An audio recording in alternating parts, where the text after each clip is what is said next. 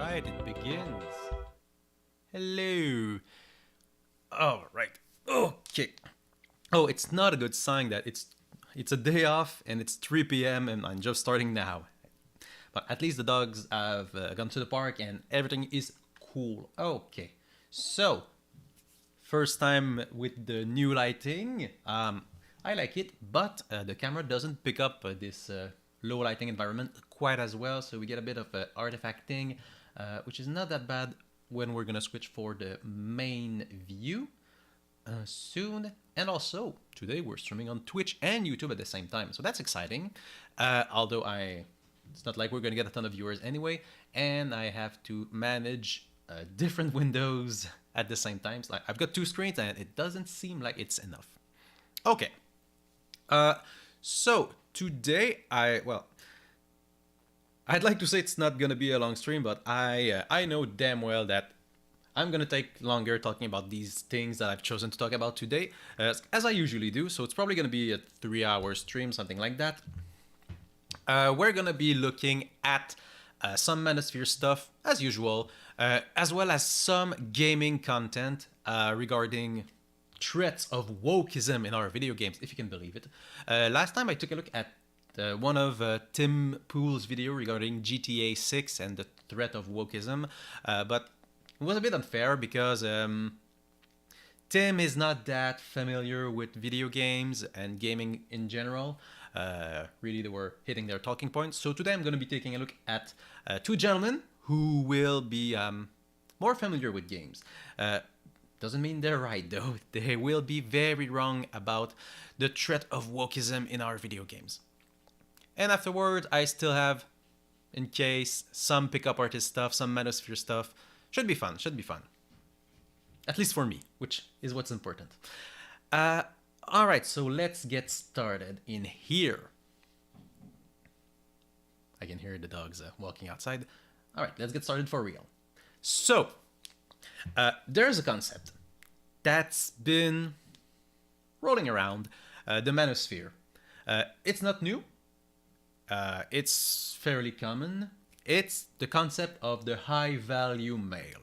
So we've got here the YouTube channel of a gentleman named Kevin Samuels, who talks a lot about various things you need to do as a man to be high value. Cool. But, of course there's a but, if you've seen some of my content, you probably can guess that I'm not cool with the concept of high value males. Now, why is that? I'm gonna try and make my my case, my points as I go, but as you can already see, I've got a ton of tabs and it's gonna be might be a bit chaotic, but we'll go for it. Okay, so first we gotta ask ourselves, what is a high value male? Make sense? Well, let's Google it. High value male. Oh, 12 threats of a high value male. That seems good. Let's go for it. Let's go for it. What is a high value man? And actually, we're gonna, burst that ulcer right here. Let's go for high value male income. Because of course, yes, you can guess where I am. What does it mean to be a high value male in terms of income? The manosphere gurus tend to talk a lot about income, the importance of income, and it comes from both genders too. Like both men and women tend to judge other men based on their income. And according to Google, a high value male is someone who makes a 6-figure income consistently for at least 3 years in a row. So 100K a year for 3 years, that's a high value male. What is a salary? Oh well, 250 or 500K. Yeah, sure. A lot. We're gonna go with the lower end, right? 100K. If you make 100K, that's a high value male. Now, I have this YouTube page prepared. Just happened to pop into my feed. So I'm gonna take a quick look at this video here. Actually, we'll take a look at the comments for this video, and we'll take a look at the video a bit later. Dating tips for young men. So it's probably gonna be very informative. So, and the content of a YouTube channel can generally be reflected pretty well with its viewers, right? What this channel gives to the world, the effect it has, well, the audience is going to be collecting that. They're going to show, like, if this was a misogynistic channel, you'd be seeing a lot of misogynistic people in the comments. Unless they were talking negatively about the videos, of course. And like, if I looked at I don't know, a neo-Nazi channel, I'd be seeing a ton of anti-Semitic and racist comment, and you get the point. So even before we take a look at the videos, what do the viewerships of these kind of channels talk like? Okay, well, let's see. Oh, yeah. Let's, I'm going to be talking poorly of this man. I'm going to be speaking ill of him. However, he died. He's a very, very dead man. Which, it's very inconvenient for me. I'm the real victim here, because, you shouldn't speak ill of the dead. But no, fuck that. That's kind of dumb. If you say something that I think is wrong, I'm still gonna call you out for it. Tons of stupid people through the ages have said stupid shit, and not because they're dead, I'm not gonna stop talking about it. But we're gonna keep in mind this man might have changed his mind in the last year and a half since he died. He might have become a better person. Maybe he had a better effect on the world than he did up to that point, in my opinion. And my intention is not to soil his name. My guess is he thought he had a positive impact on the world. He probably made a tidy profit from it, but that doesn't mean that the impact wasn't good, right? That's important. It's important to have a good impact on the world, even if in the end you made a lot of money with your 1.4 million subscribers on YouTube. Now, one thing that's weird about Kevin Samuels is, if we take a look again at his YouTube channel, How to Be a Woman in Demand, 14 hours ago. Didn't you die a year and a half ago? Yes. 2 weeks ago, 4 weeks ago, 1 month. Roughly every 2 weeks, somebody is posting videos of this dead man. Now, that's not great. Why would someone do that? Why? It might be to honor his memory. Sure. Or to monetize the content. Let's just say if I die and, I don't know, my wife keeps posting my content, I don't know, that feels exploitative to me.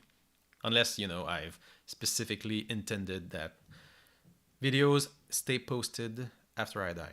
I wonder how many of these are duplicate. Oh well.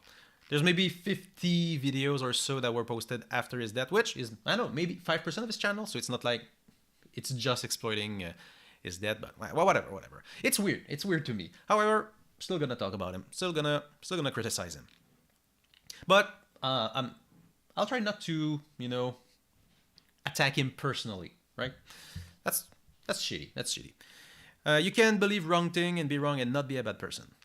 So, in the comments, I miss this man, for real, not only help the black community, a lot of the viewerships seem to be black and African American. So,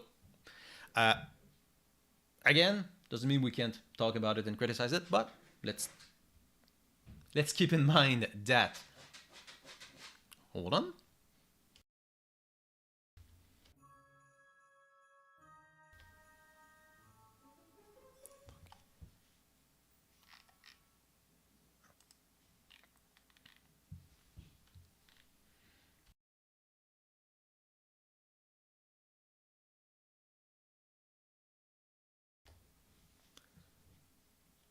Okay, sorry about that. The dogs are restless.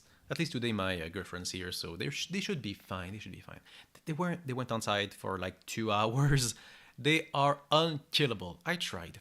Okay, uh, so a lot of the viewership of this channel were black people, a lot of black men, obviously, some black women too. They were listening to him, and again, dating for African American might be different. It probably is, obviously.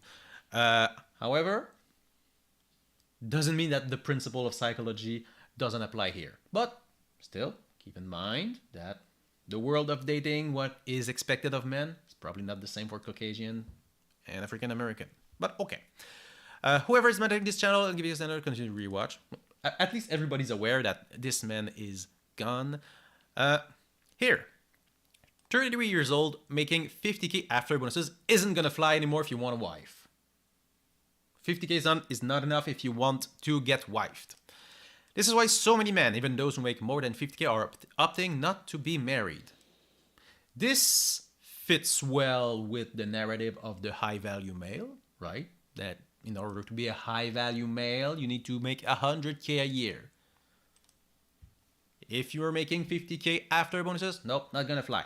Okay, let's take a quick look at the replies. I was making 48k at 25, which is pretty good, and was told that I was broke boy money.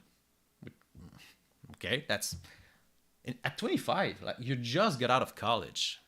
Okay, even making over 6 figures is the bare minimum, and you'll still get disrespect from your women. Well, ambitious men don't put a woman first. Okay, that's a bit I-word energy, but fine. Agreed. Great. But women will find an excuse to get their needs met. Basically, women's wants are unattainable. That's okay. We're getting misogynistic comment pretty quickly here. Okay. What else?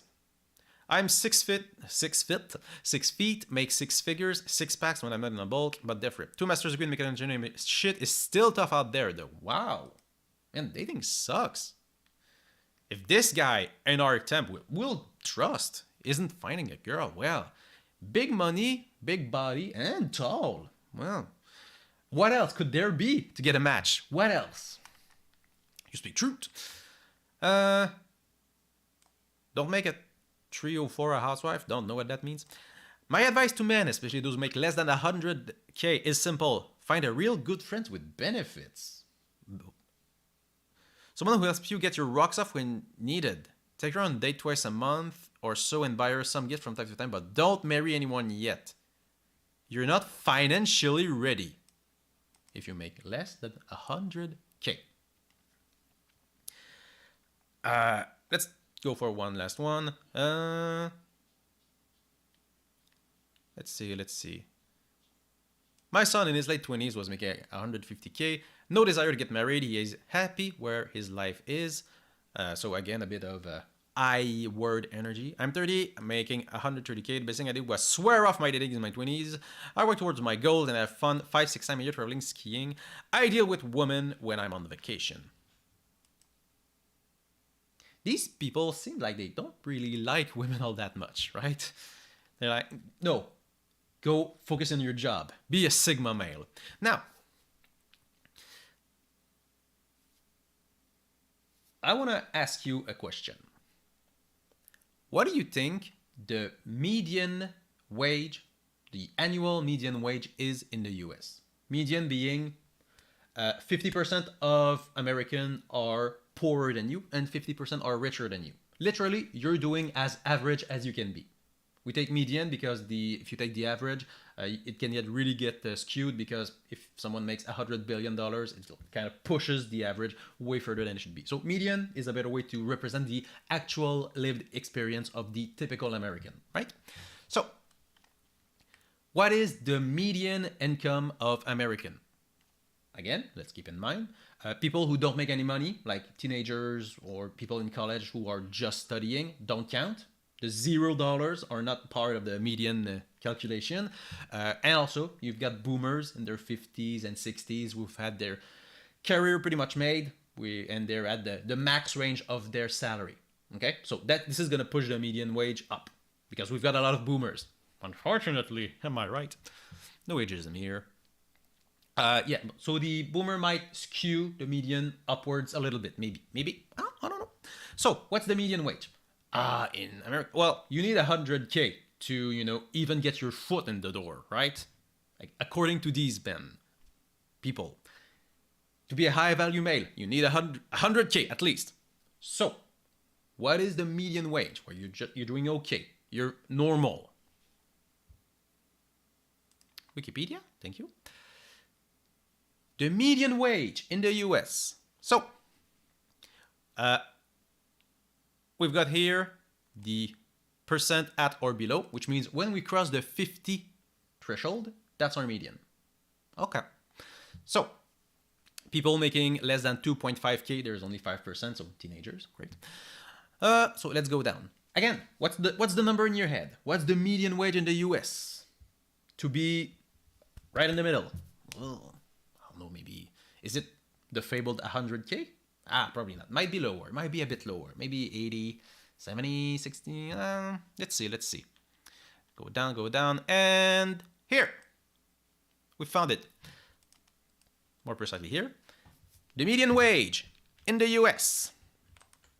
We can't zoom on Wikipedia? Well, that sucks. Oh, wait. Shit's fucked. Oh, yeah, we can. It just takes a minute. Okay. The median wage in the US. Richest country in the world. Just barely higher than 40K.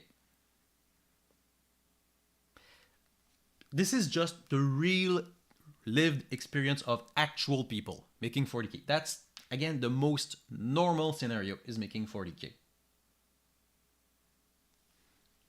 Now, let me ask you, what percentage of men are in a relationship? Is it more than 50%? Is more than 1 in 2 men in the US in a relationship? Yes.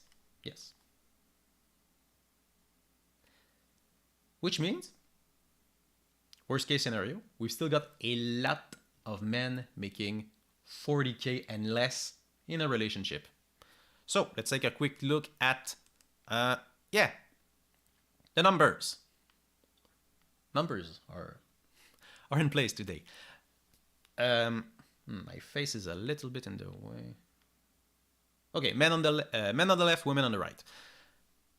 Between the ages of 18 and 24, most people are single. Single just means they're not living with someone they're in a relationship with, be it married or just in a relationship without being married. So marriage, long-term relationship, very low for both genders. It's a bit higher for women. Women tend to date slightly older men, which explains the small discrepancy here. We're talking about 3% discrepancy. It's very small. The idea that women will date men so much older than they are, women in their 20s will date men and then in their 30s. No, it's 3%. The difference is, well, not negligible, but it's pretty small. Okay. Moving on, in their mid 20s, 60% of men are single, 46% of women are single. Wait, let's go. So, bit of a gap, about a 13% difference. And when we get to the early 30s, only about 38% of men are single against 31% of women. The gap shrank from the late 20s. And finally, men in their late 30s, about a quarter, a bit more than a quarter are single. Same for women. It evens out a lot in the late 30s. So, again, the idea that, it's very hard for men to find a good date, well, it's pretty much the same for women too. So, there's not a big gender difference here. When you get to the mid 30s, late 20s, sure, there's a pretty significant gap, 13%, okay. Like, so that'd be 1 in 8 men who could be a relationship with a woman isn't able to find one in their age range, if that makes sense. 1 in 8. It's not exactly giant societal problem, but you know, it's still significant. I'm not pretending it's not. It's not that big though. Okay, so late 30s, 30% of men are single. 30% of people are single. Again, they might still, you know, date on the weekend, just not be in a serious relationship right now. And if we go back to the median wage, 30%, 23K. If worst case scenario, being the poorest person is 100% correlated to being in a relationship, that would mean, and it doesn't, you know, you've got poor people in relationships, of course. But let's say that it was actually perfectly real and correlated, and yes, income is the only thing that matters. As long as you make it 23K, you're in the top 30%. In your 30s. Wow, it's laggy. What? Oh, it's the Wikipedia page. Ooh, that's no good. Okay. We're going to close it after that because I don't like this. As long as you're making more than about 26... No, 22.5K, you're fine. If you're making 23K, you're fine. That's enough money to be in the top 30% earners. In your mid-30s. Oh. I guess money isn't that important. And now OBS. The audio mixer is not responding. Great. We'll give it a minute. I don't know if... Okay, it's fine now. It's fine. Whew. Well. Fuck you too, Wikipedia. Hopefully that was Wikipedia and not one of the other things. Yeah, CPU usage 2%. Okay. Whatever. So my point is, yeah, you don't need 100K to be in a relationship. However,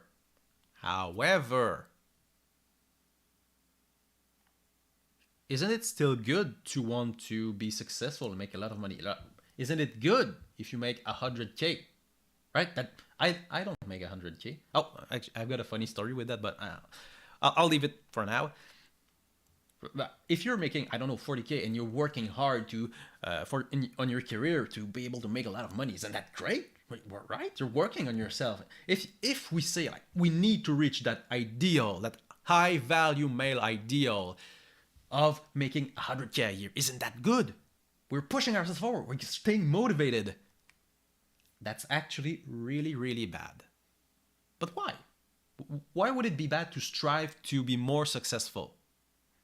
Is it bad for me as a person if I try to stay motivated that way? No. You're fine. You're allowed to motivate yourself with the plan of making a ton of money later, right? That's fine. Especially in this capitalist hellscape that we're in. But it has a really pernicious effect on society at large. Which is where I'm going to be criticizing Mr. Kevin Samuels. This man and his sycophant, his fans, really push the idea of the high-value male and making good income. This man, specifically Kevin Samuels, really pushed for that idea. He's not the only one. There's a ton more. A ton more. However, I did find a study. I'm going to have to link these in the video later. Shoot. Oh well. It's good practice anyway. So I try to be not credible. I try to be rigorous when it comes to these videos. You know, I'm just saying like, oh, Kevin Samuel is wrong. Why? Because I feel he's wrong. I try to look a bit at the numbers and see if it makes sense. If I'm wrong, like if I point out in the last... Yes, I'm very ordered right now. You know, I'd like to say, you know, all the manosphere people are wrong. It's so easy for men to date. Actually, it's the women who have it harder. No. Men do have it a bit tougher. It's true. It's not as much as they say. But yeah, there's a gap. That 8%, that's real. That's absolutely real. That 13%, that's real. Yeah. Why are so many more men being left single? Is it because the top 10% of men are sleeping with 90% of women? No. But the top the top men are in fact having an easier time finding a relationship. That's true. It's true. It's easier if you're a top man, whatever the fuck that means. That's easier. I'm not denying that.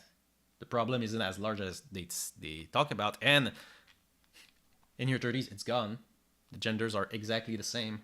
But I mean, I gladly admit, in your 20s, dating can suck. It can, absolutely. I'm not here to shit on everyone who believes something I don't, but I try to look at the numbers, right? Which is why I can still see that. Oh, so you're not completely wrong. You're partially right. That's not bad. So I asked myself, okay, so clearly the whole you need to make 100K is bullshit. But obviously, making more money is positive if you want to get into a relationship, right? If I made 150K, if I was a doctor, I'd have an easier time finding a girlfriend than if I was a car mechanic and a dirty garage. That sucks for the mechanic. We need mechanics, but it'd be easier. If you're a doctor, it's relatively easy to find a girlfriend. And I think I'm not a doctor, so I took a look. Is there a relationship between your income and your marital status? Do people who make a lot of money get married more? And yeah, probably, of course. If you're stable, if you're financially stable, and you make a good salary, yeah, you should be able to find a partner and try and create a long-term relationship. Like me and my girlfriend, we're in our mid-30s, and only now are we starting to, put our roots down. We have a house. We're looking to start a family. We're in our mid-30s. Financial stability helps with that. So the paper's pretty long. It was done in 2011. It's a bit old, not too old. The principle still holds. We're not gonna look at the entire thing. Real quick, we can see the number of married people here. 1 is 100% of people are married. It's adults, obviously. So marriage has gone down as the years have gone by. So in 1980s, it was a 65% marriage rate. In the 2000s, 50%. I would guess it had gone down. It's gone down since. The income is stable. Hasn't changed all that much, which is not that good. You have Reagan to blame for that. Went down in the 90s. That's great. I love this. So right here, the amount of money people make haven't changed much, and marriage rate have gone down. Well, that's just, values that happen. There's less religious people, so there's less marriage. Yeah, that makes sense. Okay. So, and, studies are pretty hard to read. I'm trained to do it, but I forgot most of what I learned. I don't do this on my day-to-day basis. Some of these are pretty complicated, but what I wanted to get to is the conclusion. So, and that's a good tip for you if you want to take a look at studies because you're curious about something. Look at the abstract and look at the conclusion. It's going to tell you what you need to know. You're probably not trained to criticize and understand the methodology of studies. Even I don't feel competent to do it, and I teach how to do it, so we can all chill with that. Just read the conclusion. So, the primary contribution of this paper is to document a relationship between income and marriage, conditional on absolute income. We find that income relative to a threshold determined by a local reference group is an important determinant of marriage for men below the threshold, but not those above it. What does this mean? It's not super complicated. It means that if your income is lower than an arbitrarily chosen amount that's chosen by society, you are deemed as less desirable. Oh, isn't that what we've been saying so far? If you make less than 100K, you're not a high value male, or it's super hard to date. Doesn't this prove this point right? Kind of. More importantly, it's based on perspective. This threshold, this amount of money you need to have, and if you don't, you're not as desirable. This threshold is completely arbitrary. It's made up, it's according to social perception of what a good amount of money should be. Now, who has a really skewed and fucked perspective on the amount of money you're supposed to make? Hello, Kevin Samuels. Hello.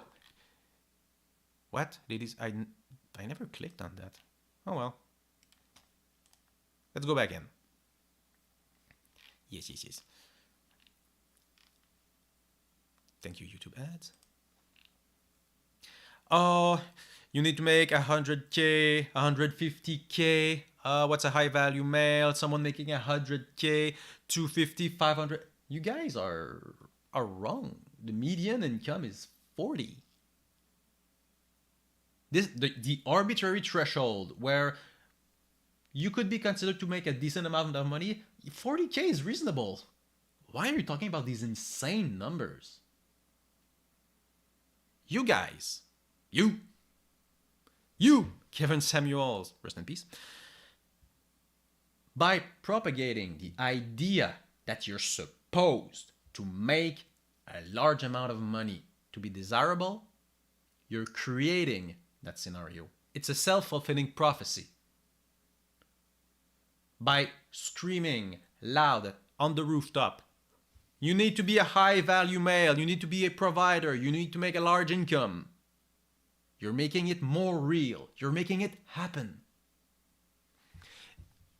Interestingly, it's not only the men that talk about, the importance of a high-value male. If you look at these videos, he often talks to women, and they will say, I'm trying to find a high-value male. And Kevin Samuels destroy them with facts and logics, and hey, what do you think you need? You're worth it. Aren't you a high-value female? Something like that. Everybody in these communities are promoting the idea of the high-value male, and the idea of the high-value male is fucked. It's not real. Making 100K is not real. It's not realistic for the vast majority of people. I know I closed it, but if you go median wage US on Wikipedia, please don't crash again. Yeah, 100K. Where's my 100K? 100K. You're in the 93 percentile. 93% of people will not make 100K. Will not. Or are not making 100K right now. Inflation. So 100K doesn't mean the same. Whatever. If 93% of people are not good enough to date, well, that's stupid. This is just dumb. It's also not real, Again,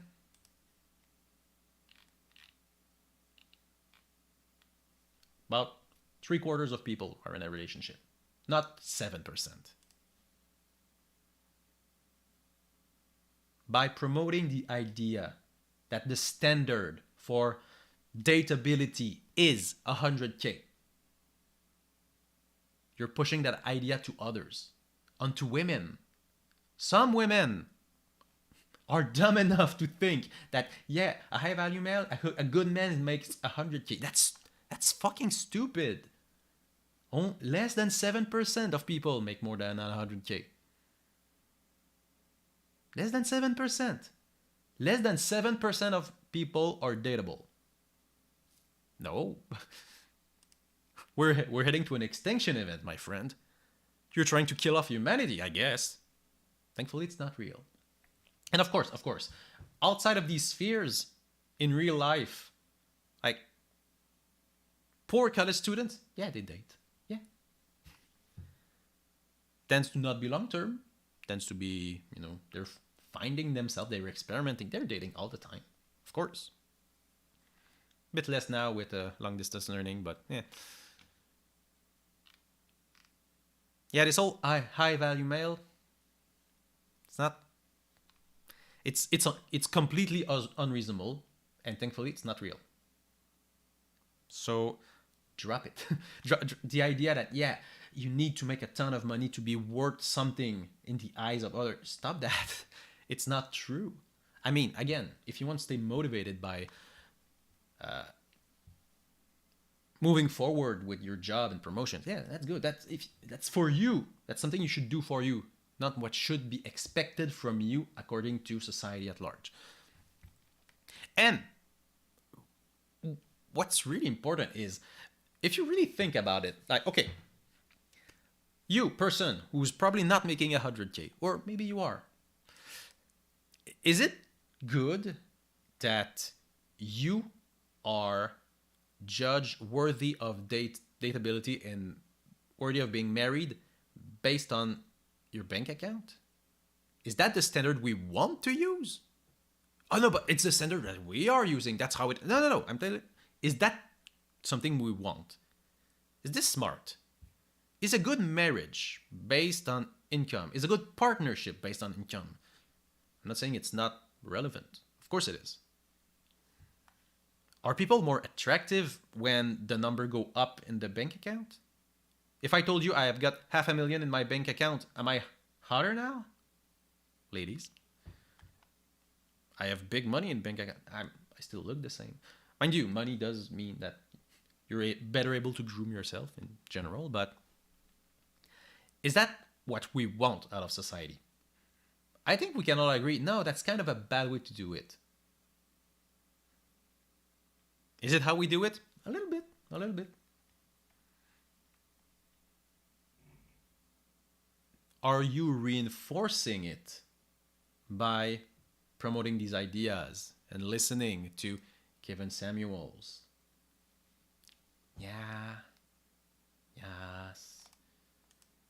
This whole unfair way we judge others based on income rather than who they are, what they've accomplished, what they're good at.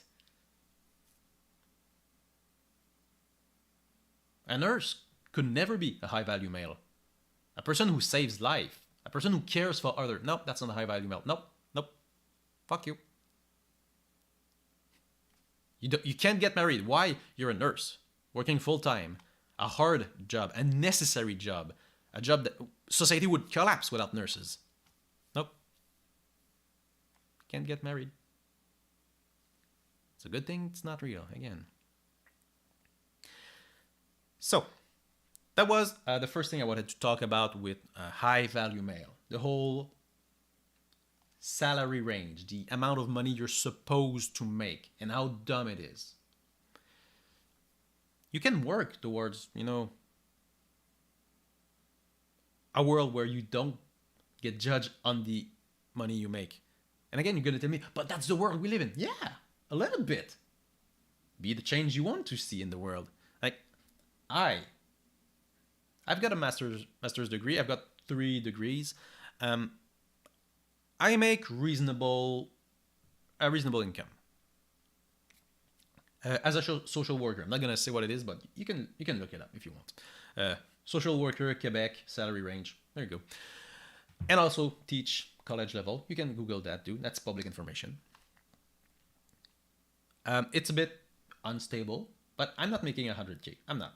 Oh yeah, that's the kind of funny story I wanted to tell. One of the student I taught to, not gonna say when. It would be hard to find who that person is, but at some point in my career, I taught a social psychology class to a group of students at a private college. So students who tend to have more money on average than the general population. Cool, whatever. They tend to be better too. They had access to a better education, so lucky, I guess. And one of the students, which I really enjoyed talking to, she was a very ambitious lady. And she said, some people, like after class, we talk a little bit. Some people might settle for, a low range when it comes to their salary, like, 200K or so. But me, I'm shooting higher. I mean, I don't want to insult you, Mr. Teacher. I mean, 200K is probably what you're making, right? No. So first of all, I tell her, well, of course, it's good to be ambitious. I hope you succeed in your endeavors. No, I don't make 200K. Are you fucking nuts? No, I don't. Nobody makes that. 200. What are you? Are you high?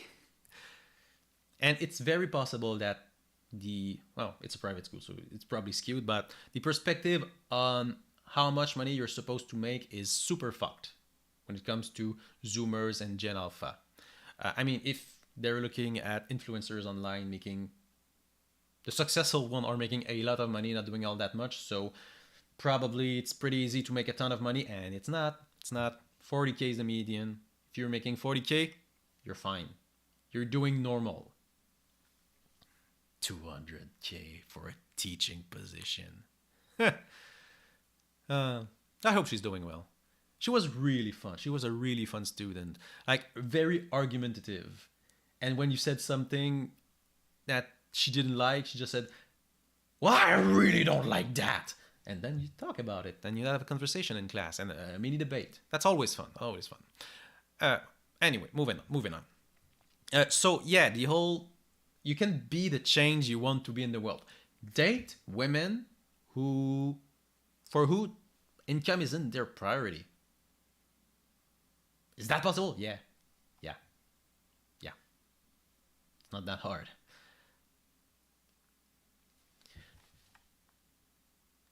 Do I have... might be... oh, there's a graph I'm thinking of. It'd be really hard to find. I'm just not gonna look too hard for it. But it used to be in the 50s and early years, right? Women needed a man that could provide financially. That was necessary.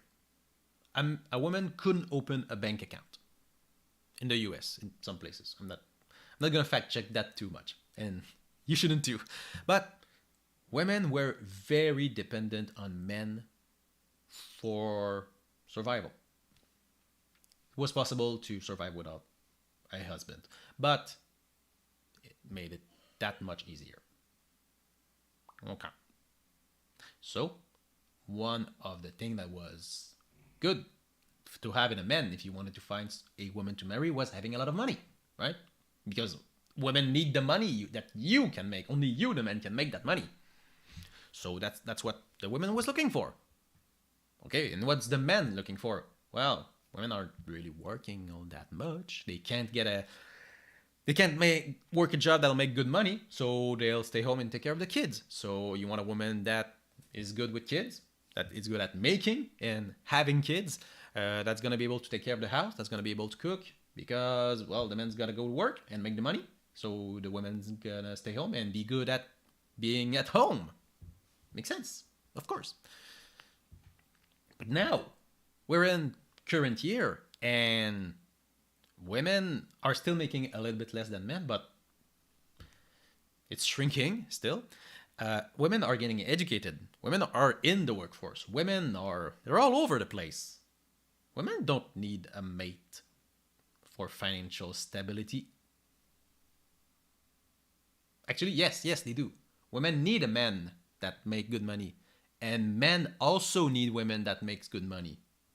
Both me and my girlfriend, we make about the same amount of money, and that's good. that makes things easier. It helps us be financially stable. That's good. In this economy, yeah, you can't buy a house on one person working. That's stupid. Like, the man goes to work and the wife stays at home and take care of 4 kids. No, you can't afford that. No. Unless you've been given your house, which, good for you. No, so women don't need a partner that makes specifically money to survive. Both partners need that. So making money isn't good enough.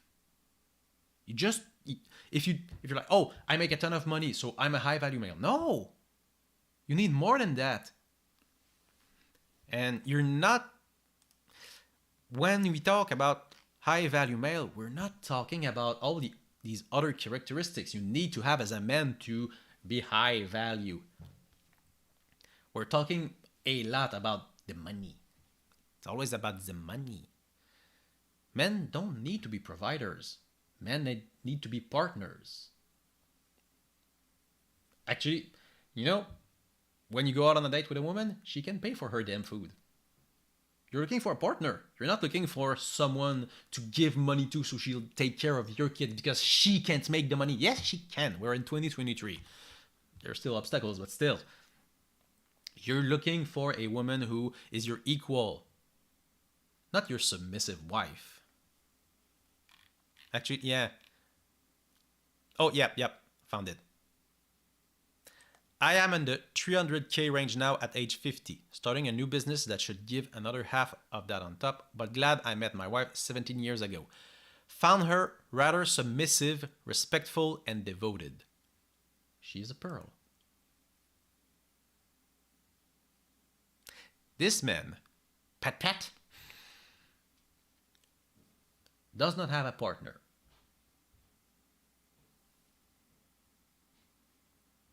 He has a maid that he pays. Submissive. Women aren't submissive today. Women are opinionated, which is good because now they can be.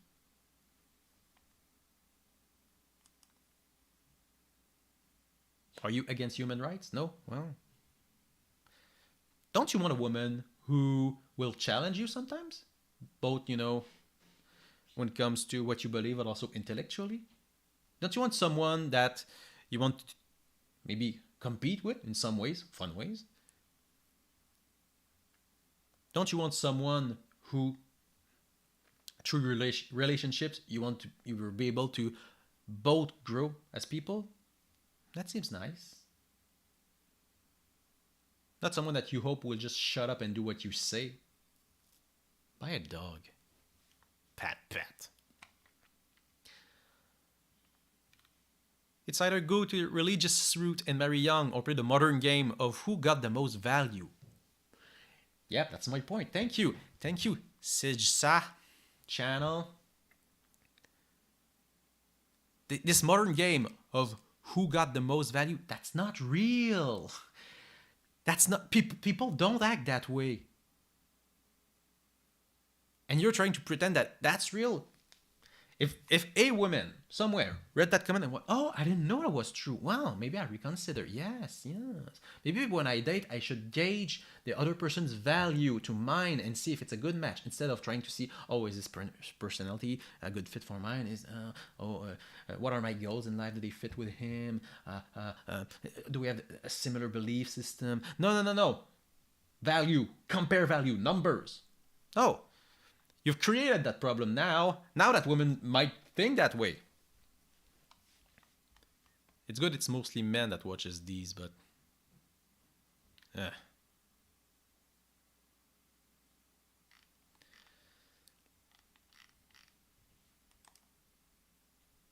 Honestly, I think there's a lot of young men out there who feel lost, who feel like they don't know what they want out of life, and they're looking for a daddy to tell them what to do. And yeah, here's daddy. Hello.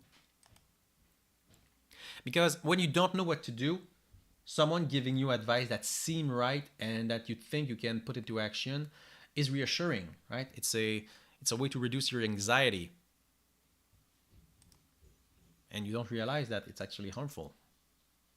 And, Kevin Samuels might think that what he's promoting is actually helpful. I strongly disagree. Leftover women are tired of men. God damn. So, that was only the income, and that's 50 minutes. Great! I don't talk too much. You talk too much. Fuck you. Beyond just the money of the salary, what do you need to do to be a high-value male? Now, I'm going to tell you right away. To be a high-value male, for real, okay? No, actually, let me rephrase that. What do you want out of life? And the answer, there is only one correct answer, is you want to be happy. Duh. Obviously. Everybody wants to be happy. That's the point. The thing is, well, how do I get happy? How do I get... I don't feel happy. How do I get happy? Do I need to start a family? Do I need to make a lot of money? What do I need to do? Tell me, person on the internet. Tell me. I forgot his name. Kevin Samuels. I'm bad with names.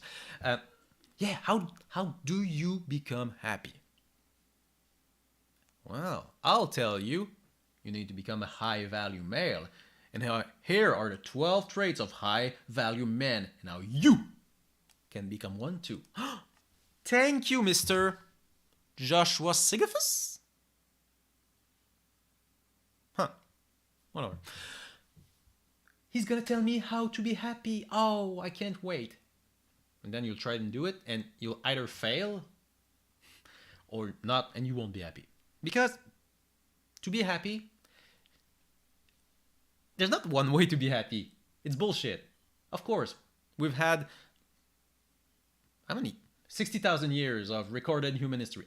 Recorded is less. It's maybe 8,000. Whatever. We've got some thousands of years of recorded human history. Cultures have shifted completely. What people have wanted out of life has completely morphed. And we've had a big acceleration of how society works, right? I mean, for so long, life has been about farming and war and not starving and hunting, and that's what human were. And then we made little societies, and then it's farming and still war though. And then we started a bit of philosophy and ancient Rome, but then it crashed, and there was a lot of farming again, and still in the Renaissance, a lot of people still farmers, still dirt farmers, popping babies left and right, and that's what humanity was for a long time. And now it's very different. It's very different since the 20th century, right? So we're in this new era of humanity. But, biologically, fundamentally, we're all the same. We're all the same dumb apes. And what makes people happy hasn't changed. But society has changed massively. Okay. So, if you look at it from a biological perspective, right? Neurological perspective, what do you need to do to be happy? And it's actually extremely simple. You need to take care of your physical health. You're a biological being. Your body is made of meat. Your brain is made of meat. You need to take care of that meat. If meat is bad, you feel bad. So exercise, eat well. Don't do too many drugs, just the fun ones. You need to take care of your body. Can't be happy if you're not. One basic tip for getting out of depression, which tends to be ignored, but it's important. Start exercising a bit, start eating better, start taking care of yourself, shower, groom yourself, clean yourself, sleep well. Sleep is so fucking important, and we neglect it so much. People who, I'm not gonna sleep, I'm gonna be productive and get a third job. No, God, you're hurting yourself so much. Whatever. Take care of your body. Okay, yeah, sure, whatever, easy. Basic stuff. Take care of your mental health. This one gets neglected a bit more. Reduce your anxiety. Find ways to reduce your anxiety. Try to live a less stressful life, which if you're going for the make big money, become high value man, might not be the best way, but having a good income, that's a good way to reduce your anxiety. If I'm a billionaire, I'm not very anxious, and I'm not a billionaire, so I'm very anxious. So take care of your mental health. The same way you do with your physical health, right? Your brain, again, is meat. Your mental health is your head meat. You need good head meat, or else you taste bad. Don't want to taste bad. Okay. Yeah, good. Okay. Good physical, good mental health. Whatever. That's nothing. That's not great tips. That's simple at all. Cultivate significant social relationships. These can be with intimate sexual partners. It can be with friends. It can be with family. It can be with your neighbor. It can be with your community. Humans are biologically made to be social creatures. We are very social creatures. We're like dogs. Dogs by themselves are miserable, but dogs create significant links with their often owners and other dogs, and it makes them happy. Even if you're someone like me that's pretty introverted, like that, I want to stay home. No, I feel bad. No, you should still make the effort and create intimacy with others, and do things with each other that you enjoy. Not with the perspective of, oh, what do I gain out of that relationship? Companionship. Companionship is what you get out of it. That's friendship is, oh, we both enjoy each other's company and we both feel good when we're with each other. And that's it. That's what you need to be happy. Now, is it easy to do these things? No. I've got too much weight. I don't do much in the ways of drugs and alcohol, but I could sleep better and more. I exercise pretty often, though. Do I cultivate my social relationship as much as I should? Not always. Do I spend as much time with my girlfriend as I should? Maybe I should do it more. Maybe we should share more activities. I want to be less stressed out, but I gotta worry about the mortgage and finding the next contract, the next teaching contract I need to take for this winter when I don't know if I'm gonna have one. So what do I do if I don't? Oh, that's stressful. Oh, that's not good for my mental health, right? We live in a society that tends to promote, well, poor physical health habit, poor mental health habit, and that tends to hurt our socialization skills. Like, we don't have like tightly knit communities anymore compared to, caveman time.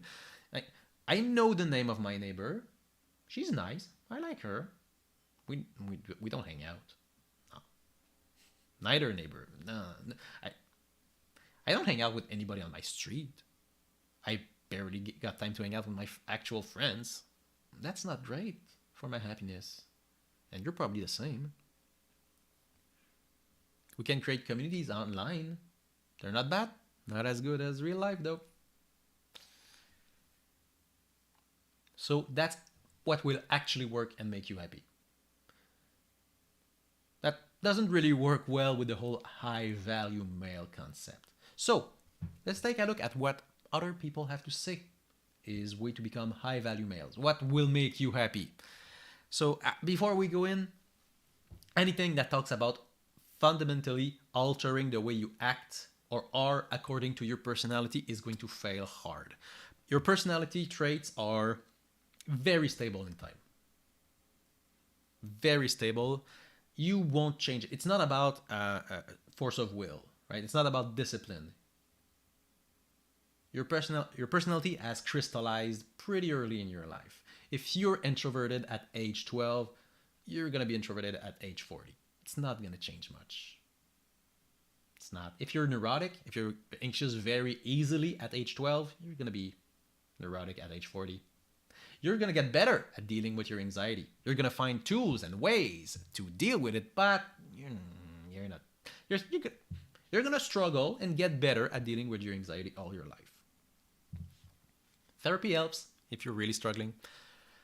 But if you're asking someone to fundamentally alter the way they are, never gonna work. You're gonna try really hard to be someone you're not, and you're gonna be miserable. So, how miserable are we gonna be? 12 traits. Back in 2017, I went to an extremely painful divorce. And, yep, divorce dad energy. Okay. Don't care about your life story. What makes a man high value? Above all else, high value men are effective, competent, and formidable. We're gonna get a lot of Sigma male energy here. And also, we're gonna get a lot of nothing. Like, oh, what's a high value male? It's someone that's effective. Competent. Competent at what? I make good sandwiches. Is that... That means nothing. And formidable. You mean like physically okay. This is obviously nothing, but I mean, it's just a little dumb quote. The adult man. That's the website. Difficult question to answer if you don't know what you're looking for. Well, we came to the right place. All kind of weird messages that fly around in our modern day culture. I agree. That try to tell men what proper masculinity look like. Well, be really dumb to do that, right? It'd be really dumb to send weird messages about what proper masculinity looks like. That'd be really dumb. I'd be super embarrassed to do that. You know what I say? I say what you're supposed to be as a man is really up to you. You should be able to set your own goals. You should be able to value by yourself what is valuable. Don't let society dictate what you're supposed to be. That's hard to do. You can't just say, "Oh, I'll stop caring." You can't. But you could stand to care less. Try and apply the fuck it adjustment. If you're in a situation when you're anxious and you're wondering, "Oh, what are other people gonna think?" Just use the fuck it adjustment. Say, I get fuck it," and then you're good. It's dumb. Kind of helps. Kind of helps. "Oh, I didn't do so good in my job interview. I feel kind of bad." But on the other hand, fuck it. Don't use it too much. Don't say, "Oh, I don't want to do heroin." Fuck it. No. Just use it to feel better about yourself. So yeah, it'd be dumb if you try to use the 12 characteristic of how a man should be. That'd be very dumb to do. Very weird of you. Okay, I'll stop. It comes down to a concept that I call the masculine core evolutionary mandate. Wow. I'm sold. Oh god, this mandate speaks to the inherent evolutionary purpose of man. Ah. Who made you the Lord of Evolution?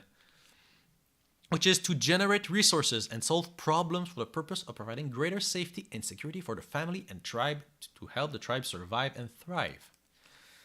So, it's not that bad, right? Generate resource and solve problem for the purpose of providing safety for your loved one. Well, okay. How useful is that? Well, first of all, it's evolutionary psychology. And evolutionary psychology is kind of bullshit. It's kind of bullshit. Unfortunate. But why is it bullshit? You're saying cavemen used to do that, so now we also should be doing that. Because that makes sense. It needs to be a biological imperative, right?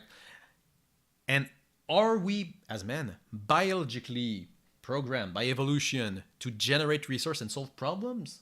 Well, no, women do that too. Hunter-gatherers, women were gathering a lot. Taking care of kids, that's a resource generation. Imparting values, imparting way to act, yeah. Taking care of the kids, yeah, that's resource generation, my friend. Providing greater safety and security. Yeah, it's the whole purpose of man, that's maybe purpose of human. That's a general human thing to do, right? Okay, generate resources. What does that mean today? It means money, right? And money is like kind of it's a little bit of a made up bullshit concept, but okay, yeah, it's what you use. Solve problems. We're not gonna get a whole lot of problem solving in these. Providing greater safety is good for the family and tribe. Communism? Right? I mean, I'm gonna take a guess. People who are really into the whole high value male aren't Marxists.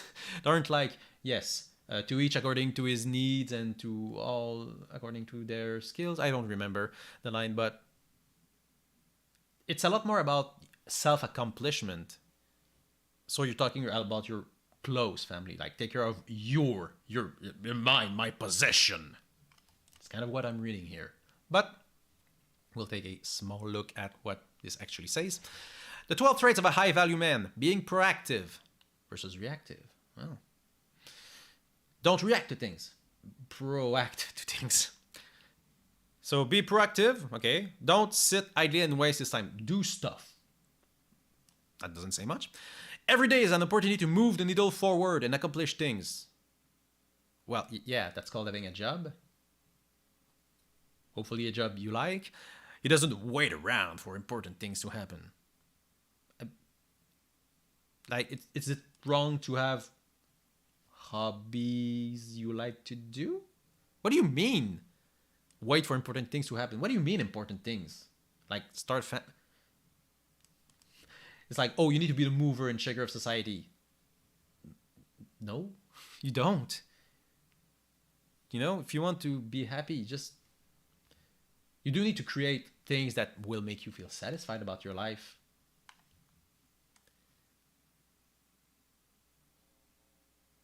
Makes a plan, it sets things in motion. It's like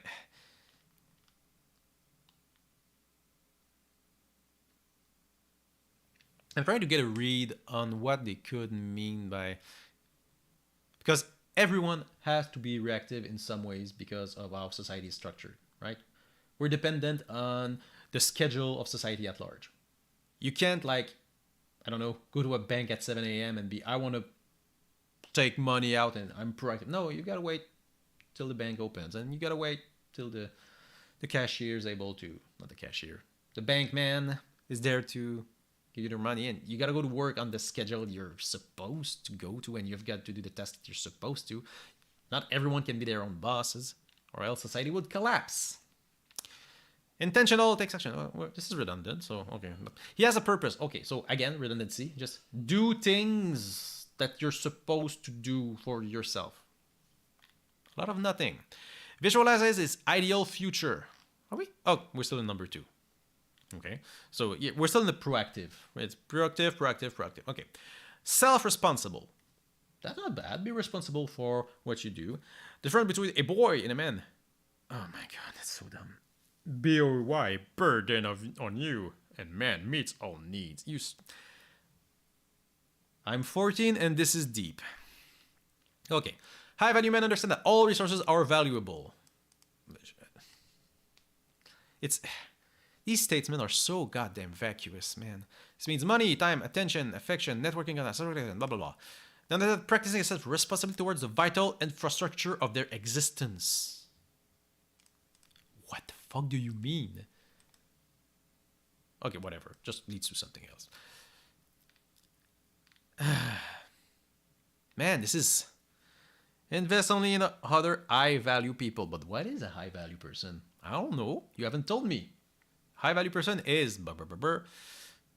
someone that's effective, confident, competent, and formidable. Only invest time in other Sigma males, I guess. Oh god. Jordan. Not Jordan. Do I dare? Yes. How to become a courageous person? By making shit up about Bill C-16, being transphobic, and generally sexist, man. Sometimes he's not wrong. Jordan is not always wrong. He's like 95% wrong all the time. He's right when he talks about ADHD medication, which... Oh yeah, there was that one time that he talked about Montreal, and he was like with some conservative idiot, and the conservative idiot was like, oh yeah, Montreal sucks, it's a terrible city full of crime and drugs. And Jordan was like, no, there's so much vibrant culture, it's a wonderful city, it's a great... He's like, he was not kowtowing to the line of conservatives, which was weird because he's super conservative. But Jordan Peterson is like one of those conservative that I know is, well, depends when you watch him, but most of the time you can tell when he's not grifting. He really believes what he thinks. So he's got that going for him. So what is a courageous person? What kind of relationship do you have with your father, your real father? It's often ambivalent, right? Because there's an element of him that encouraged you, hopefully, because without the encouragement of your father, man, the world is a dismal place. It's very difficult to be a courageous person unless you have your father in body and spirit behind you. It's very demoralizing. Like, it really kills people. Yeah, that's why I don't like him. To be courageous, you need to have a dad that's here. What the fuck are you talking about, Jordan? What? He's promoting the traditional family structure, I'm pretty sure. That's the point of this. It's like, yeah, nuclear family, that's the best. Dads, manhood. What's courage? You need a man to be courageous. Yeah, you need your big man, your daddy man. Not to have their mother. They just don't recover from that. Whoa. And demoralizing. Like, it really kills people not to have their mother. They just don't recover from that. But, and I think people can recover from a fragmented father relationship, but it's the next worst thing. You know, because if your father rejects you or doesn't form a relationship with you, it's as if the spirit of civilization has left you outside the walls as of little worth. It's very difficult for people to recover from that. So the father should be an encouraging force, but can be a tyrannical. Just for fun, do you know that children from gay parents have better outcomes compared to children from heterosexual couples?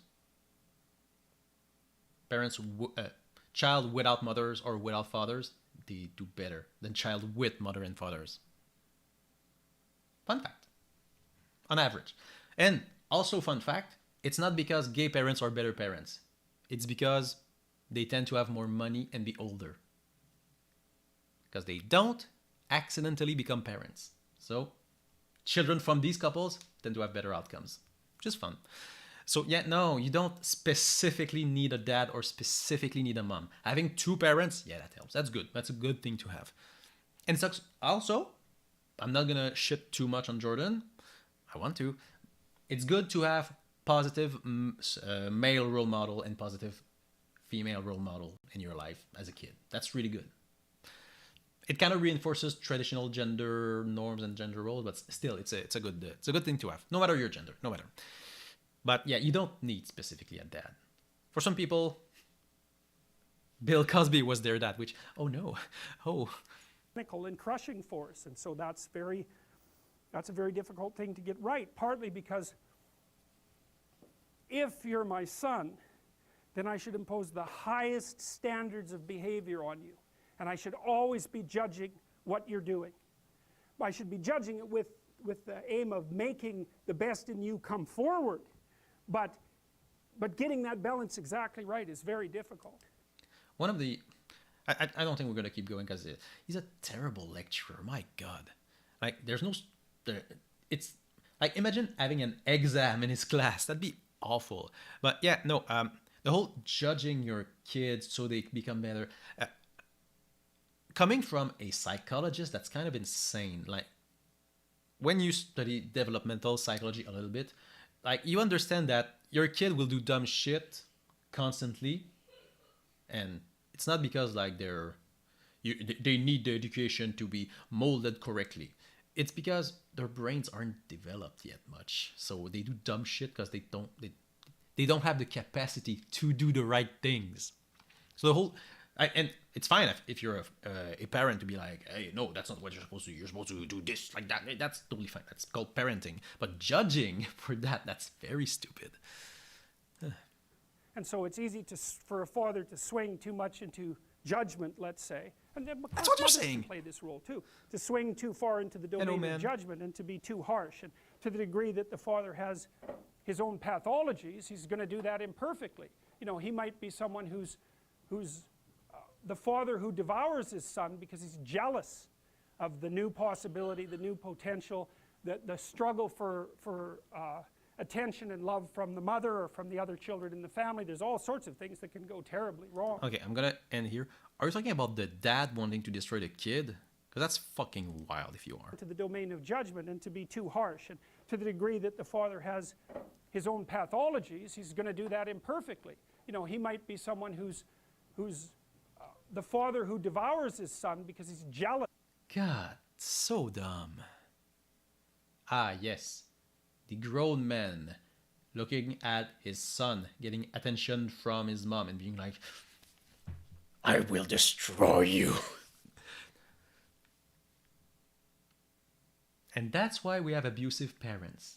No, no. God, what a hack. Man. Oh, whatever. So yeah, that's what courage is when your dad devours the son or whatever. I mean, I knew we weren't gonna get anything from Jordan. It's why I'm stopping here. We're not gonna get anything. Actually, you know, maybe it'll make sense in the last minute. Let's actually be so nice to him. We're gonna let him say, so yeah, that's courage. That you agree voluntarily to try to bear, the richer your life will be. And no one's ever told that, and it's the case. You know, it's like you have 4 kids, say. Well, that's plenty of responsibility. You're going to have meaning. It's going to be rough, you know, because it's complicated. You have a complicated job, and you try to help the careers of the people around you. You try to solve tough problems and aid suffering and do all of that. It's like, it's weight, it's responsibility, but there's glory in it. There's real glory in it. There's deep meaning in it. And young people are starving for that because no one ever tells them that. It's like, you're way more than you think, man. Stand up, do something difficult. Do something difficult and heroic, right? Burst out of your bonds. It's like, that's a good message. It's a necessary message, because we have to be more than we are, because if we aren't, we're not going to survive. This is a university lecture. This is pathetic.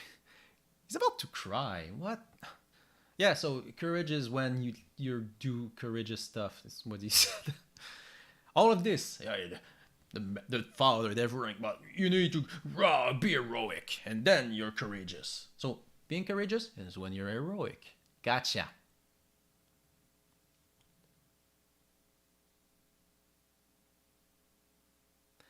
I mean, if I were to give a lecture on courage and how to become a courageous person, what would I, a much smarter man, say? I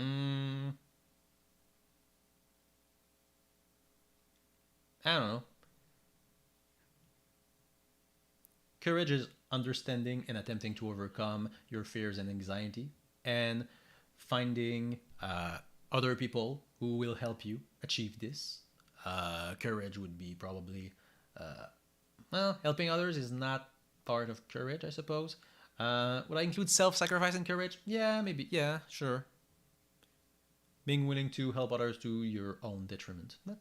That'd be something. Yeah. The father eats the child. Devour.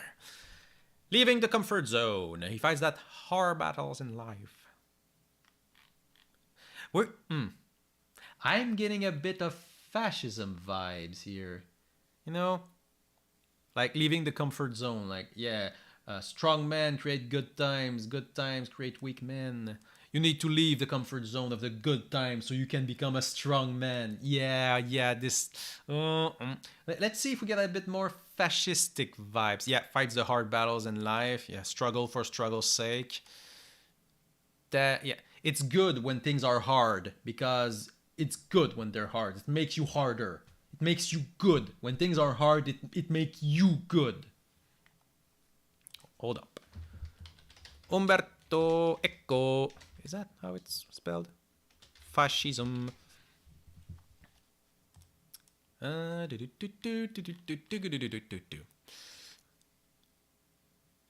pretty sure it's there, like action for action's sake. Okay, not exactly what I was talking about. Contempt for the weak. Yeah. Yes. Things need to be hard because you need to be strong. Like, there's an inherent value in your struggle. Not exactly the same though, but whatever. Doesn't shy away from failure. That's not bad. Failure is one. I learned from the Magic School boss that the best way to learn is from failure. And actually, thank you, Magic School boss. I think that's true. When you fail, you can, feel attacked personally. Your ego is very threatened, but you can't learn more than by failing. If you fail too hard, you can't learn much though. But yeah, failure is always an option. So that's fine. Obeys a code of behavior ethics. Honor code. Big fascism vibe here.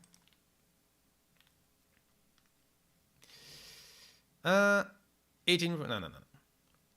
High standards of excellence. I mean, the problem is, like, you need to respect a code of honor. Okay, what's a code of honor you're supposed to respect? Did Hitler respect his honor code? Yes. It was not a good honor code.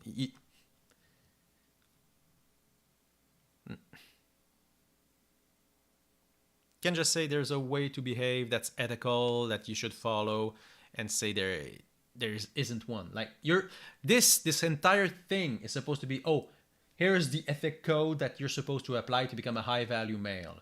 Obey a code. Like it's redundant. We're already in this. High standard of excellence. Helps his tribe survive and thrive. So help others. That's not bad. Make the world a better place. Communism? So that's not fascistic at all. Yeah, again, I'd love to see what this person's opinion of communism is. I'm betting it's very negative. Embraces a leadership role. And yeah, that's what I mean. Like you're not necessarily a born leader. You don't necessarily are comfortable in a leadership position. And if you're not, it's okay not to be a leader. Being a leader isn't intrinsically good. It's neutral. Being a good leader is intrinsically good because by definition it's good. Like some people are neurotic. Some people are not that comfortable socially. Some people are not as socially conscious of themselves and others, and they don't make as good leaders. So if you're like very socially awkward and you're very nervous and you don't deal well with criticism, you feel personally attacked a lot, don't try and seek a leadership position. You'll be terrible at it. Don't be a leader for leadership's sake. How many of us have had bosses, not the yellow buses, but work bosses, that clearly are on power trips and are just there to just push down on people and I'm stronger, I have a higher position, and they're the worst. They're the worst kind of people. Yeah, it's what you're kind of cultivating here. I've been giving power, I'm gonna use that power. I'm embracing my leadership role.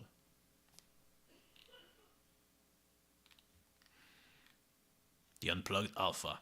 Leading by example, servant leader. Yeah, every leader is like, yes, I'm a servant leader, and when they're not, whatever. Maintaining boundaries. It's good to express and explain your boundaries. Men of quality must command respect. Okay, no, that's authoritarian right there, or it's an authoritative vibe. Command respect. No. Okay. You know what modern women enjoy or like to see is men who are more open to being vulnerable and that are more honest with their emotions and that are more connected with their intimate feelings, which doesn't quite fit with the whole command respect thing. Like, command respect is a very hierarchical way to think. I'm the alpha. You will respect me. No, we can be equals. We can be partners in a situation. You don't have to be a leader. You don't have to command respect. That, again, how many power hungry people have you seen that demand that they are respected, and it comes off as very insecure? Enforces those boundaries with kindness and respect. Well, that's good. He communicates in a straightforward manner, so he's a dick. Does he use passive aggression? It's like he communicates good. Oh, thank you. He's good at stuff. The high value male is good at stuff. So being straightforward, being honest when it comes to communication is good. Being straightforward, it sounds a lot like, I'm gonna tell you what I think, and I don't give a shit about your feelings. Kind of, it's how it's coming across. Effective and competent. Sure. The fuck does that mean? If you want to be good, you gotta be good at stuff. Yeah.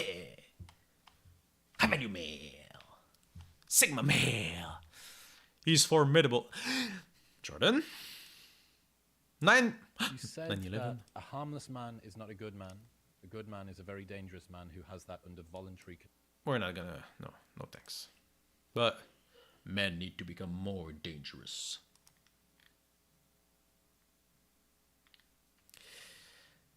Men who pursue excellence tend to be quite dangerous. To go even deeper, they're men with a high capacity for danger, whatever that control their violent tendencies. Oh, good. I mean, it's better to control them. You know what's better? Not having them. I'm gonna be honest. I don't want to brag. I'm the shit when it comes to controlling my violent tendencies. Do you know how many babies I've eaten today? Not that many. Big control here. So, high value male.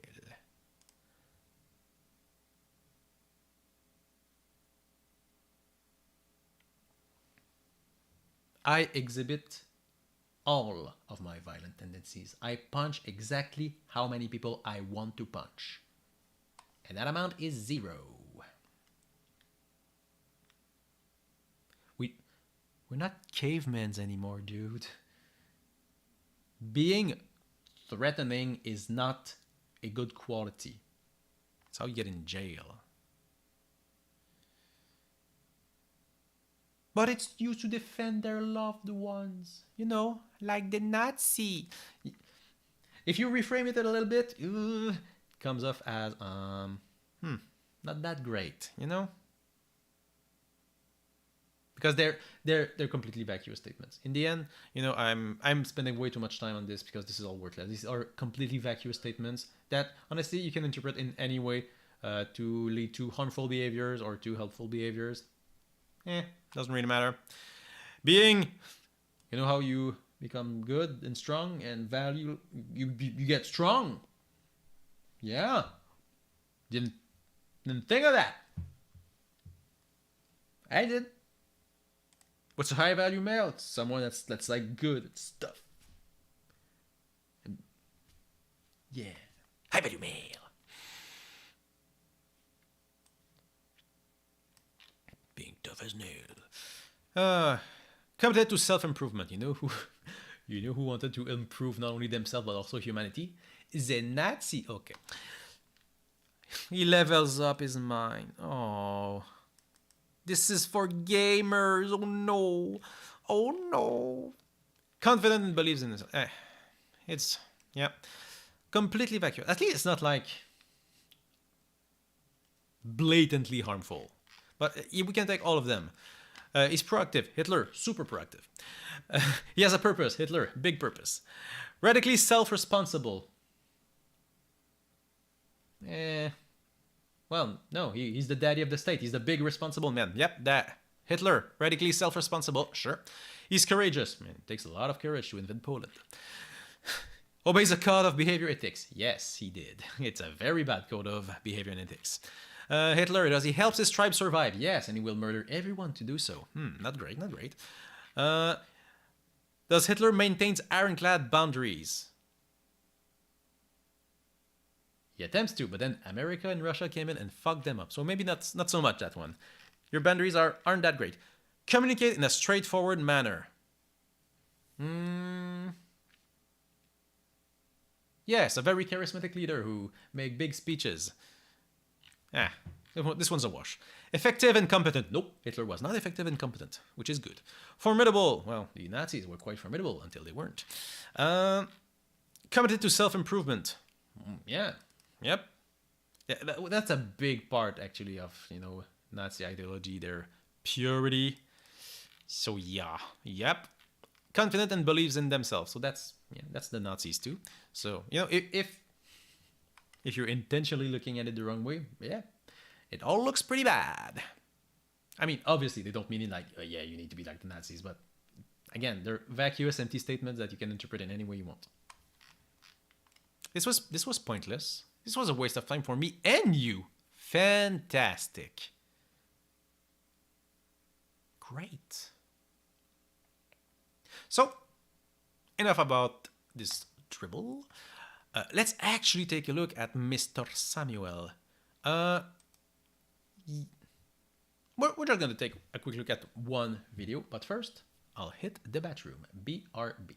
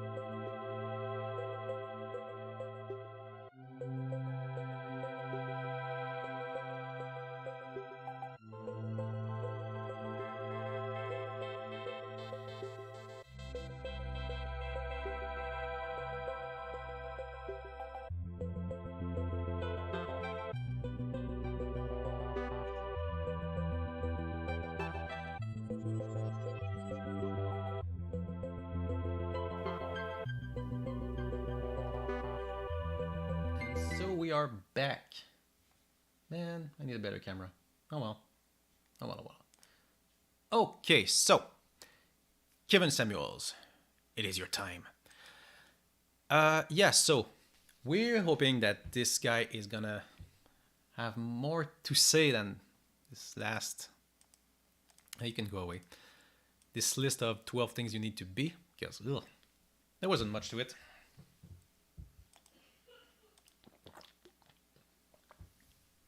Okay, hydration is good. So, dating tips for young men. Again, this poor man is deceased. We're not gonna hold that against him. So, let's hear it. What do you need to do to date well as a young man? I can keep my mouth closed. They're like, yeah, sure. I'll kick it with you. Then you see him later on, a year or two later, they married to some rich guy. You have to have the rental car mentality, guys. Because after 30, you can be that guy. But see, it becomes a different twist after that. When you're in your 30s, you got to realize you ain't going to be her first. You're going to be unless you get her when she's very young, but I don't want to get ahead of myself. Why is it important? I mean, okay, we've seen this graph before, and indeed, when you're in your late 30s, it does even out. But, the gap is really low when you're young. Like, yeah, 8% of men are single, more than women. And the gap is a bit more when you're in your late 20s. So 13%, so 1 in 8. So the whole idea that, when you're in your 30s, that's when you'll get her. You should be fine in your 20s, though. You should be fine. Whoa. What is happening? Okay. To not be mad at women in your 20s. Because they have the power. They're in a position of power, and it's human nature to use your advantages. It is. Okay, that's already fucked. Yeah, no. Women in their 20s have all the power. He's just saying, men, your power is in your money. Women, your power is in your youth/beauty. Isn't this inherently a really bad way to look at things? Okay, so obviously you're 22 as a man, you're not gonna have a lot of money. Is this picking up on the mic? Yeah, the dogs are walking around a little bit, but isn't this super fucked? Okay, in your early 20s, you're not gonna have a lot of money. You won't. You're in college. You're starting a job. Yeah, you're poor. You're poor. It's fine. It's not fine, but you're kind of supposed to be poor.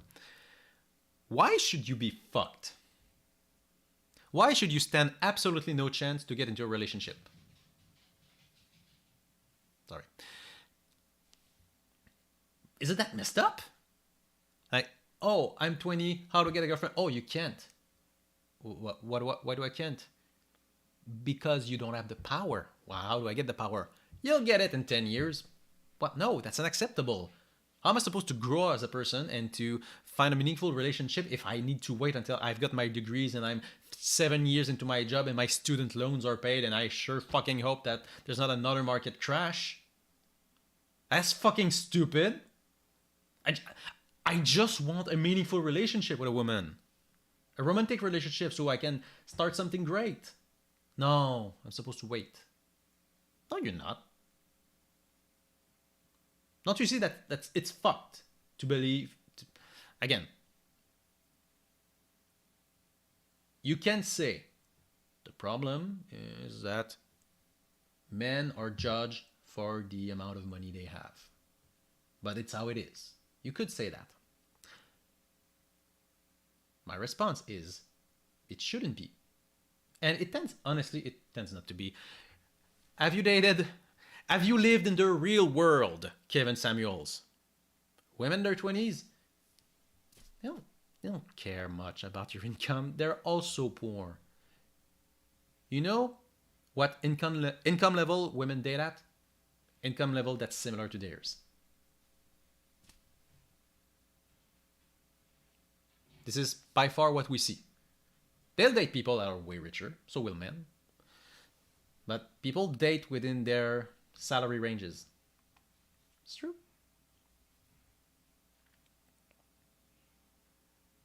And you're pushing the idea that no, you're fucked if you're a young man. Because you have to be fucked. You can't be fucking rich in your early 20s. This is insane fatalism. Yeah, you're a young guy. Nah, you're fucked. Just wait, you'll get it later. Shut the fuck up. And it's about the other way around too. Women, you have power because of your youth and your beauty. You know what happens to everybody? They get older and beauty fades. We generally consider young women to be more beautiful, which is also dumb, because you're going to tell me that if I'm a woman and I'm 40, I'm fucked. I'm done, because time happened. Okay, what if I'm a woman and I'm like, you know what? I'm gonna become a doctor. I'm gonna really focus on my study, and then I'm gonna work hard to help people. And okay, now I'm in my 40s. And I'm like, oh, I've worked really hard, and I want to start a nice relationship with someone. I can't. Why? Because I'm slightly wrinkly. Okay, what can I do to change it? I can't. I'm just fucked. And that's the worldview you're pushing, Kevin Samuels. Thankfully, a 40-year-old doctor, women wouldn't have much problem getting a partner, because in the real world, a 40-year-old man is totally fine dating a 40-year-old woman. This whole game of I have the power because right now my income is X, but the women have the power because right now they have a young vagina or whatever. It's not how people think. But the promotion of these ideas are really, getting these ideas out there so they're more likely to be real. And they're not completely wrong. It's true societally. Youth is promoted in women, and wealth is promoted in men more than in women. That's not a good thing. And again, it's not necessary anymore. Women can make money. Both sexes age crazy.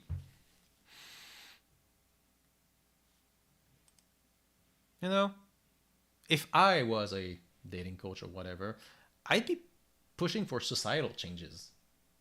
I'd be telling men, don't care about women being older. Don't care about women having higher body count. Don't just pick someone that's a good match for you. And women, don't care about other people's finances. I mean, care a little bit. Are you gonna leave the men you've chosen if they lose their jobs? That's fucked too. I found my soulmate. He's a perfect man. The factory burned down. Oh well, we're done. Never loved you anyway. 40-second. Human nature to use your advantage. And women... Also, no, it's not human nature to use your power as an advantage against others. It's human nature to cooperate and help each other.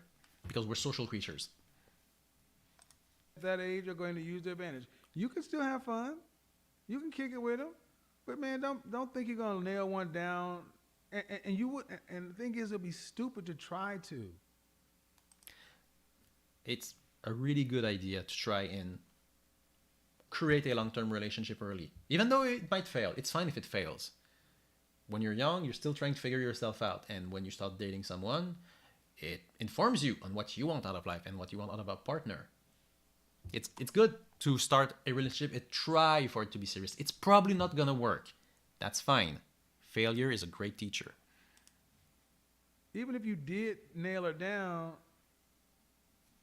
you're not going to be happy at the main upkeep cost. It'll be like getting a Rolls Royce. Getting a Rolls Royce in your 20s may sound cool, but the upkeep costs and the maintenance. Nice ad. You really see women as something that you need to maintain and upkeep. Like a piece of furniture, it's an object that you want to retain its value. Yeah, fuck that guy. Fuck you, Kevin Samuels, you dead man. I'm sad you're dead because you could not become a better person. That's so fuck. That's such a fucking shitty attitude to have. I don't own up to that statement. Like seriously, how do I put this? The best way to be in a relationship and be happy with the person is to form a partnerships based on two people being equals and bringing out the best out of each other.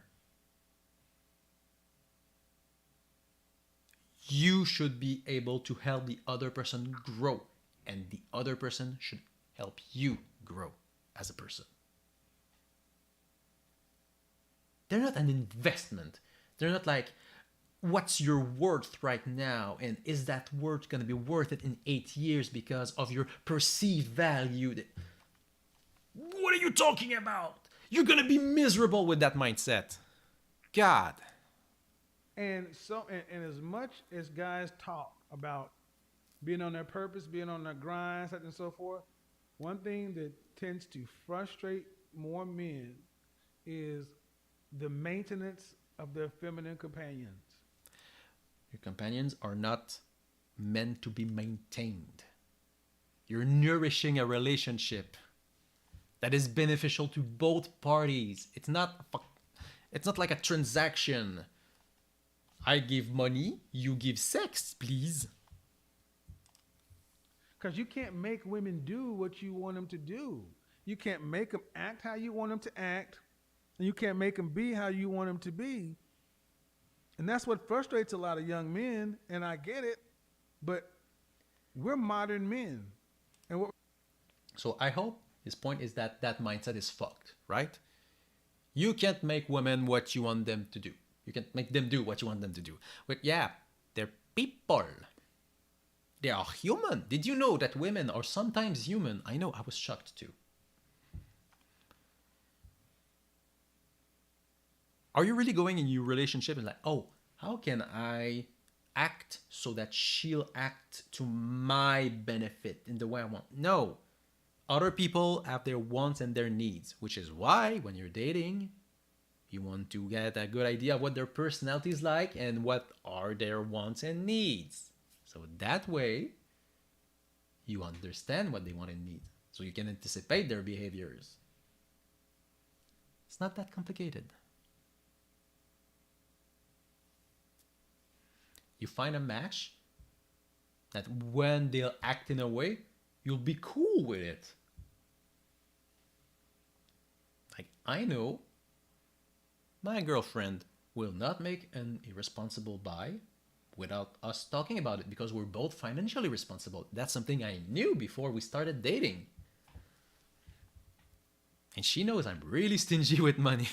So I will never spend irresponsibly without talking about it first. Yeah. Because we know each other. Because we're open with each other. Crazy. what we're going to do is like modern women is a different connotation than modern men. We're going to make modern men, modern sexy savages, contemporary men, avant-garde men, elite men. I'm going to come up with a word that denotes modern men, but you're going to have to accept that being a modern man Yes. is different than it was for the different time. Other men Now things are not things are not the same as when they were different. Okay, good. Moving on. had the advantage of being able to work one job and being able to provide for an entire family. That's true. Now we can't. It's not the same, guys. It's simply True. not the same. Moderators, keep putting the link in the chat room. It's not the same.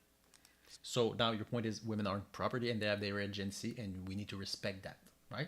And date in a way that keeps that in mind, which shouldn't need to be said, but I guess it's not bad that we mention it. So it will be better for you guys to instead of being upset with women, I mean, understand male and female nature. I want you. Oh, no, you just said now things are radically different, but you gotta understand man and female nature. My dude, these don't change, in theory. The world has changed, but you need to understand that some things don't change. Like, you're so close. To do that. I don't expect you to go back to sleep. I want you to understand male and female nature. I want you to understand sexual marketplace dynamics. I want you to understand all of the tenets of everything we talk about. Go ahead then. Then I want you to act accordingly. Act accordingly. I was talking to a young guy today, in his 20s, and his people from Belarus, and I'm like, man, I wouldn't be worried about a woman until I'm at least 35. Because you're going to need more than guys did in any other time in life. We got to just get to that point. And another thing, going out in groups. I'm not really a big fan on going out with groups of men, yes. But you also, let me also give you guys another piece of advice. You haven't given one yet. Becoming friends with women in college, beautiful women, to listen to how they think. This is where volunteering yourself for the friend. Okay, really bad wording here. Getting female friend to understand how they think is like a very sociopathic way to think about human relationships, right? If he said, in college, make friends with women so you'll understand women better. Oh, yeah, sure, that makes sense. No, make friends with beautiful women so you will know how they think.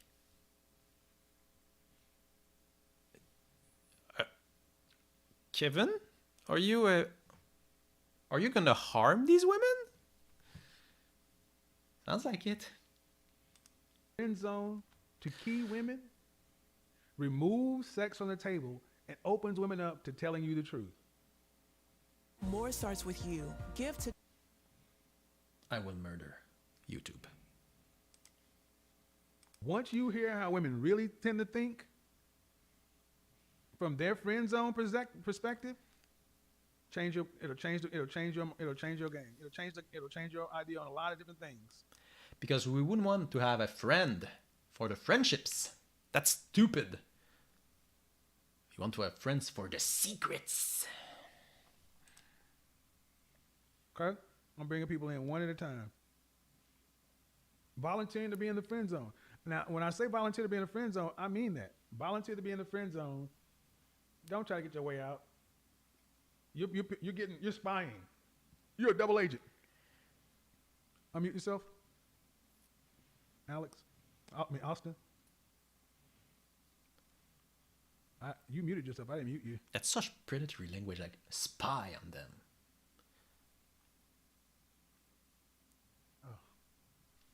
Okay. All right. I got to get off you. Hello?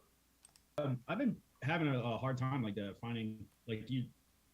I've been watching a lot of your stuff lately, and watching the way you talk to women and how they want these traditional values or modern tradition and modern values. How do you sort through that and find somebody that it aligns with what you're looking for?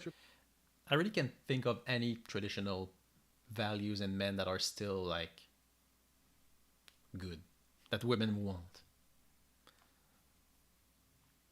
Question: How do you find a good some woman? women, sure. Yeah, pretty much. How do you find here's what I want. Here's what I want from you guys. The watching my videos and all that other.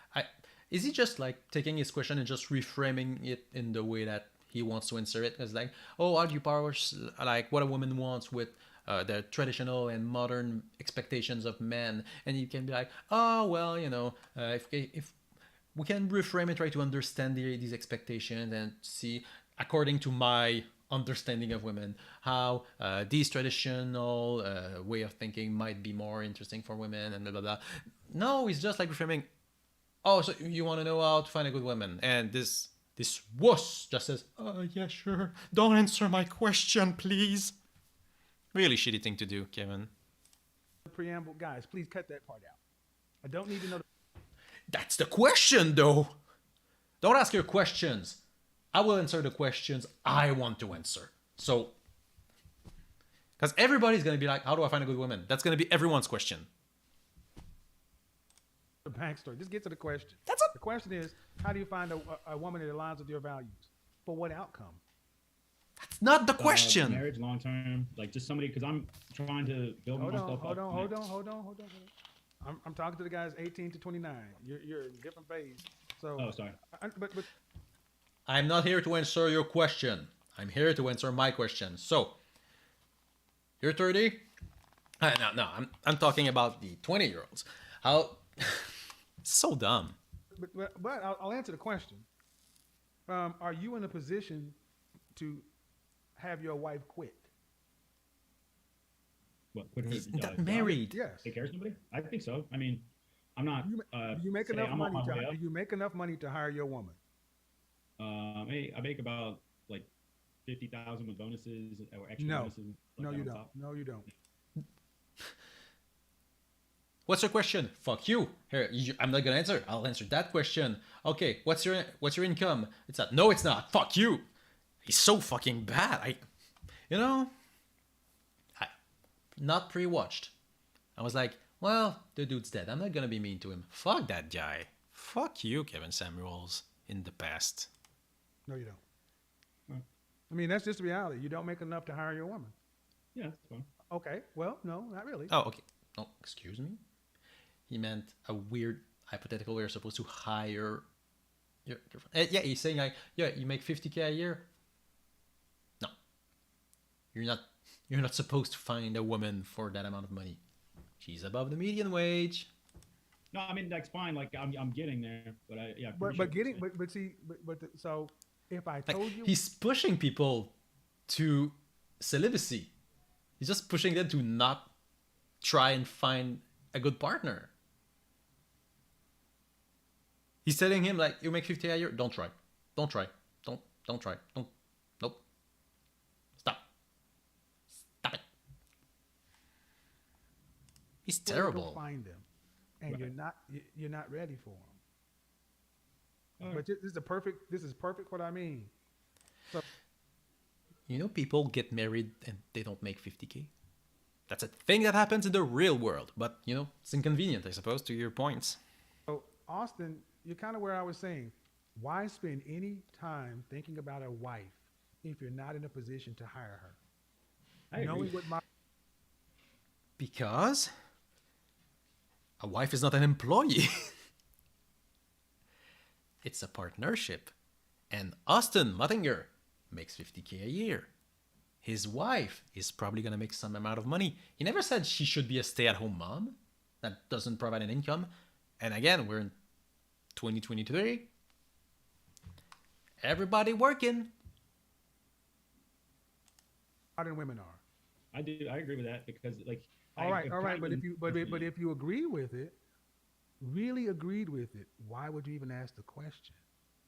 I mean, That's not the question he asked in the first place. maybe it's just because I'm just like, I am working hard at getting like furthering my career, and I'm just tired of being like. No. It's because you men are today are romantics. Yeah, he's the fucking worst. How many times can I say this? Like, refuses to answer the question asked and refuses the answers given to the question that he chooses instead. This is amazing. Who falls for this? Yeah, it's easy to look smart in a discussion when you reframe every questions so that they're what you want, and you reframe every answers to fit with what you believe.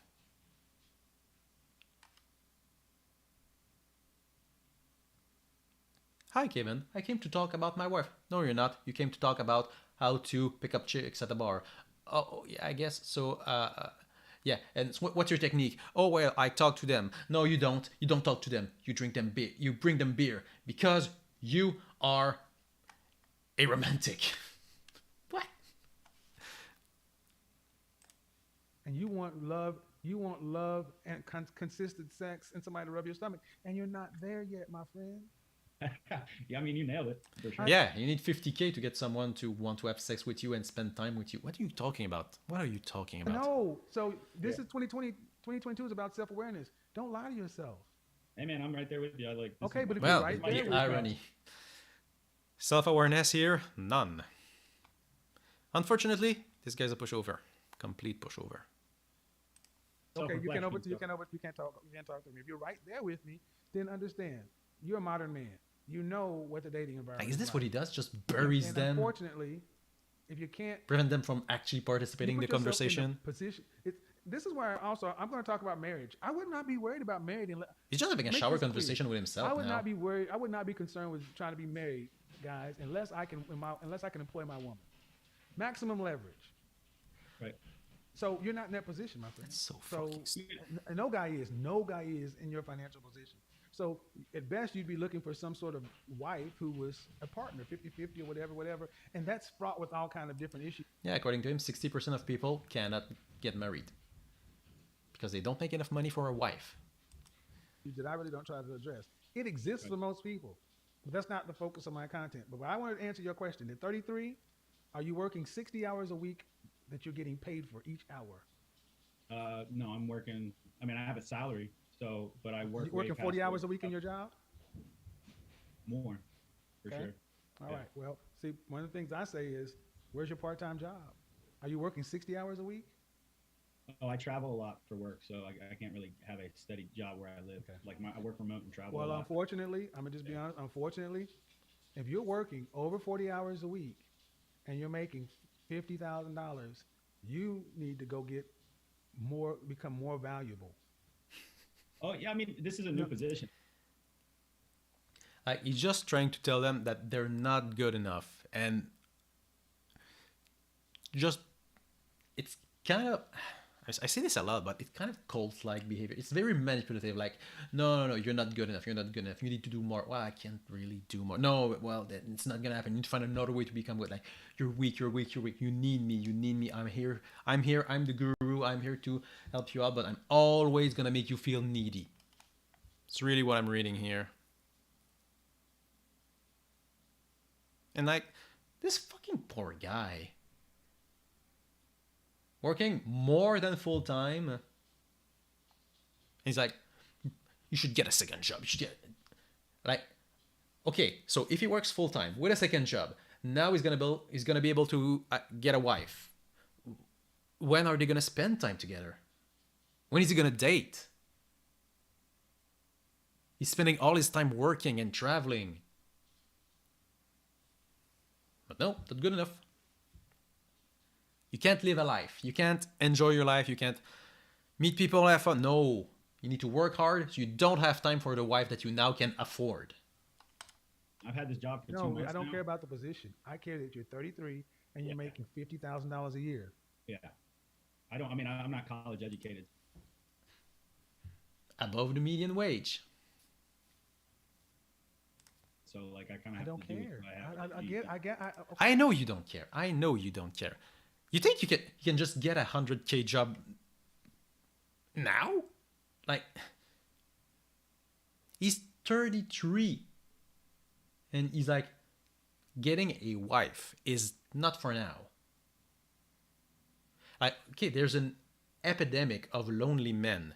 And you tell 33-year-olds making 50K, a respectable amount of money, that it's not good enough, and it's not going anywhere anytime soon.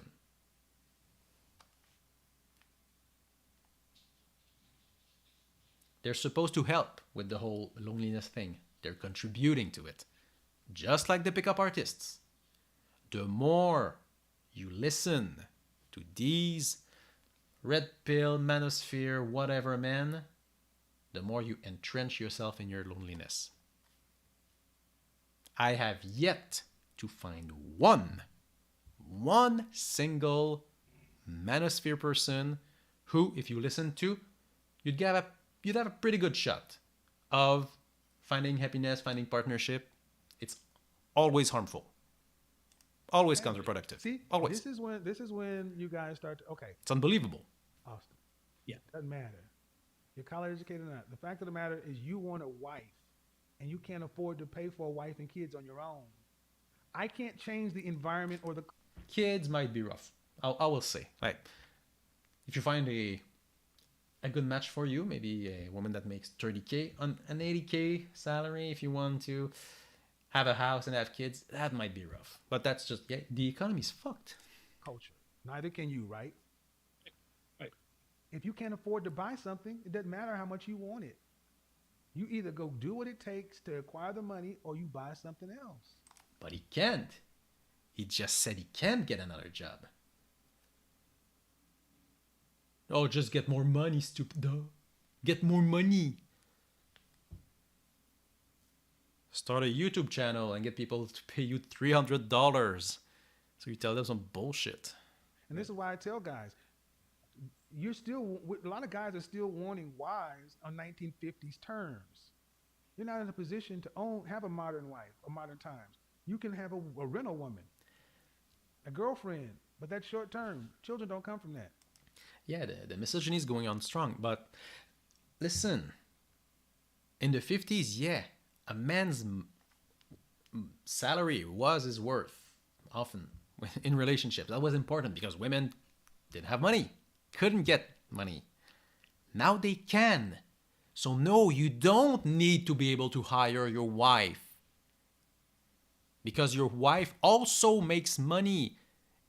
And I don't know, maybe you get a wife that makes 70K a year and you make a whole household income of 120. And now, oh, maybe you can start a family. Maybe she's the breadwinner. That'd be cool. You can bring something else to the table. Person whose name I forgot. I don't know you. You probably have got something to add. You really want a family? You might be good with kids. You can be a stay-at-home dad, maybe.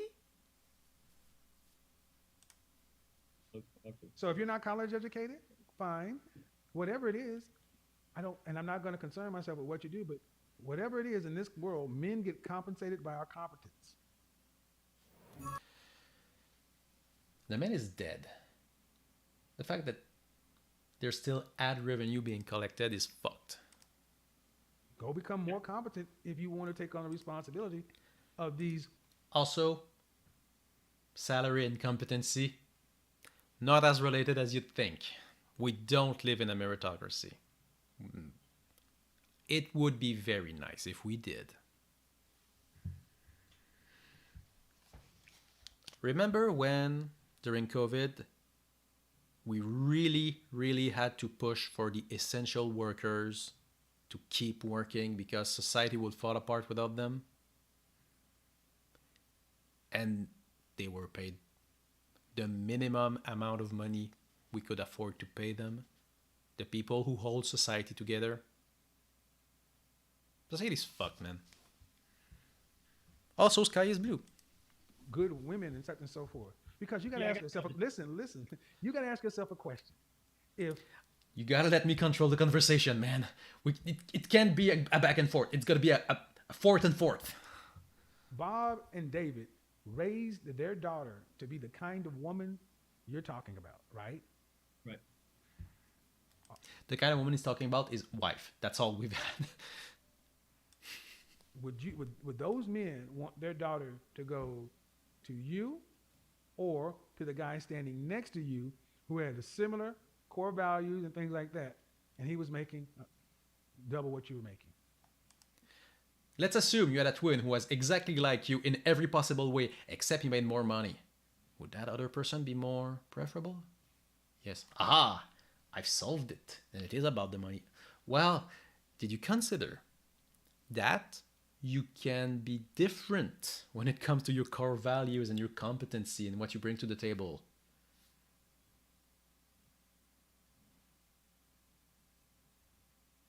You're not making all that much money?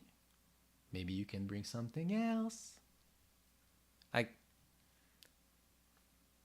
I first looked at these friends with the whole high value male based on their salaries and their wages and how it's unreasonable and it's not a good way to think of it that way. But I also thought, they're gonna bring some other thing to the table, right? High value male are not just gonna make a lot of money. But we've seen an article that was all completely vacuous, empty statements, and now here we've talked about nothing but the money. Nothing. Did Kevin Samuel said, "Oh, you make 50K a year. That's not that much. What else can you bring?" No, he said, "You make 50K a year. That's not that much. How can you bring more money? It's just money. Just money." I wonder, is he trying to make these people make more money so they'll send him more money? Probably not. Probably that's reading too much. Yeah, I mean, of course they're going to go with the Well, more then, secure. Yeah, they're the same. If you could have a large pizza or an extra large pizza for the same price, they're exactly the same, but one's bigger, same price. Which one you take? The bigger one. Aha. So the only thing that matters is the size of the pizza. Well, no, because pizzas are going to be different. You get that, right? You get that. Size is important. There's other things. So it has nothing to do with her. You're Yeah. looking at women that you want, and they're going to have fathers who are going to want her to be in the most secure position, go to the highest bidder. This is why I say, guys, if you're not in a position to control the environment, your wife, such and so forth, and you want long-term Control the environment. Yeah, this guy's a psycho. relationship and a marriage, look at what's happening in this country right now. It's not a good look. So I would. What do you mean? What's happening in this country right now? Be specific. Wouldn't be worrying about it at this point. Is my answer for you. You don't I make. think that mostly, like, I wasn't really thinking of marriage until like I started listening to your podcast or your show and everything. It's because it's like the way you put it is like to be more successful in your career. you Well, really but the need thing to is, but the thing is, right? one. Also, isn't that fucked? He's not like looking for a partner. He's not looking for a romantic relationship. No, he's looking for a wife. Why? Because he listened to him. And now when he talks to him, he's like, "No, you shouldn't be wanting a wife because you're not good enough. You need to make more money." Like dude wasn't looking for a wife, and then he listened to him, and now he wanted a wife, and he didn't feel insecure with the amount of money he did, and he talked to him, and now he feels insecure about his salary. This man is feeding these people's insecurities. One comes before the other. You don't. Wives are costs, man. Yeah. You don't just get married. You know, I get what you're saying. Okay, so wait a minute. Podcast or your Marriage. Look at what's happening in this country right now. It's not a good look. So I really wouldn't be worrying about it at this point. Is my answer for you. You don't I make. think that mostly, like, I wasn't really thinking of marriage until like I started listening to your podcast or your show and everything. It's because it's like the way you put it is like to be more successful in your career. you Well, really but the need thing to is, but the thing. It's so annoying. He's not letting him finish. He's not getting any point. He's not able to explain his situation. He's not able to explain the way he thinks. Like, obviously, if you look at this, it's like he can't get contradicted because he completely controls the conversation. Like, the Austin could have said something that really brings forth the contradiction in what he says you should do, but it's never gonna come to like he's never even allowed to finish a sentence. Wives are costs, man. Yeah. You don't just get married. Wives are You know, I get what costs. you're saying. Actually, no, wives are not costs. In a relationships, you save money. It's wonderful. Right. But I think what you're saying is a wife will help me become more successful in my career. And it's true. It's true. I couldn't afford this house by myself, but with my girlfriend, we can. And it's gonna go up in value. And I can take risk in my career. Now, I might take a contract that will lead to something very interesting later, but that doesn't pay that much now, but we can afford that little extra security cushion because her salary is safe and it's gonna be a constant source of income. So I can take this risk to maybe make way more money. Being in a relationship rules if you want to help your career. The dumbest, man. There's an episode I was watching, and you said like, Well, you I know, mean, and I need to get to hair, somebody else haircut. too, yeah, Yeah, I haven't talked to myself enough yet. and Yeah. no, but You don't need someone else. and that's the problem. This is why you didn't start off strong enough to where at Yeah. 33 you should already be moving up the path because the guys I'm talking about You didn't start strong enough. He's doing fine. He's doing completely fine. are earning more. Oh, for sure. Yeah, I Okay. understand. I play my cards different in my life, but I'm Well, I trying mean, to get there. and it I is what it appreciate is. But you I'm just listening, so. telling you what I said. Okay, have a good one, guys. Like, what's the guy supposed to do? if it was true that you needed more money, you can't just get more. Like what you should be making more money. Well, yeah, but maybe, but now I can't. I'm 33 and I need to work. I need to work this job, and I can't just go and get, you know, a master's degree or whatever. So what do? You need to get more money. Well, I can't. Well, it's your problem now. Please send money. Give me super chat. He didn't seem that bad when I just looked at his channel, but yeah. If this is like abusive behavior from him. Completely brain dead takes, doesn't listen to the person he's talking to, ignores the question, ignores the answer, no empathy for another one's situation. Like, just, I told you so. You should have been making more money. Well, I'm not. Well, you should. Because that's the only thing I know. It's the only thing I can say. You should be making more money. I can't. Well, you should be making more money. Well, yeah, but I can't. So what do I do? You should be making more money. Awful.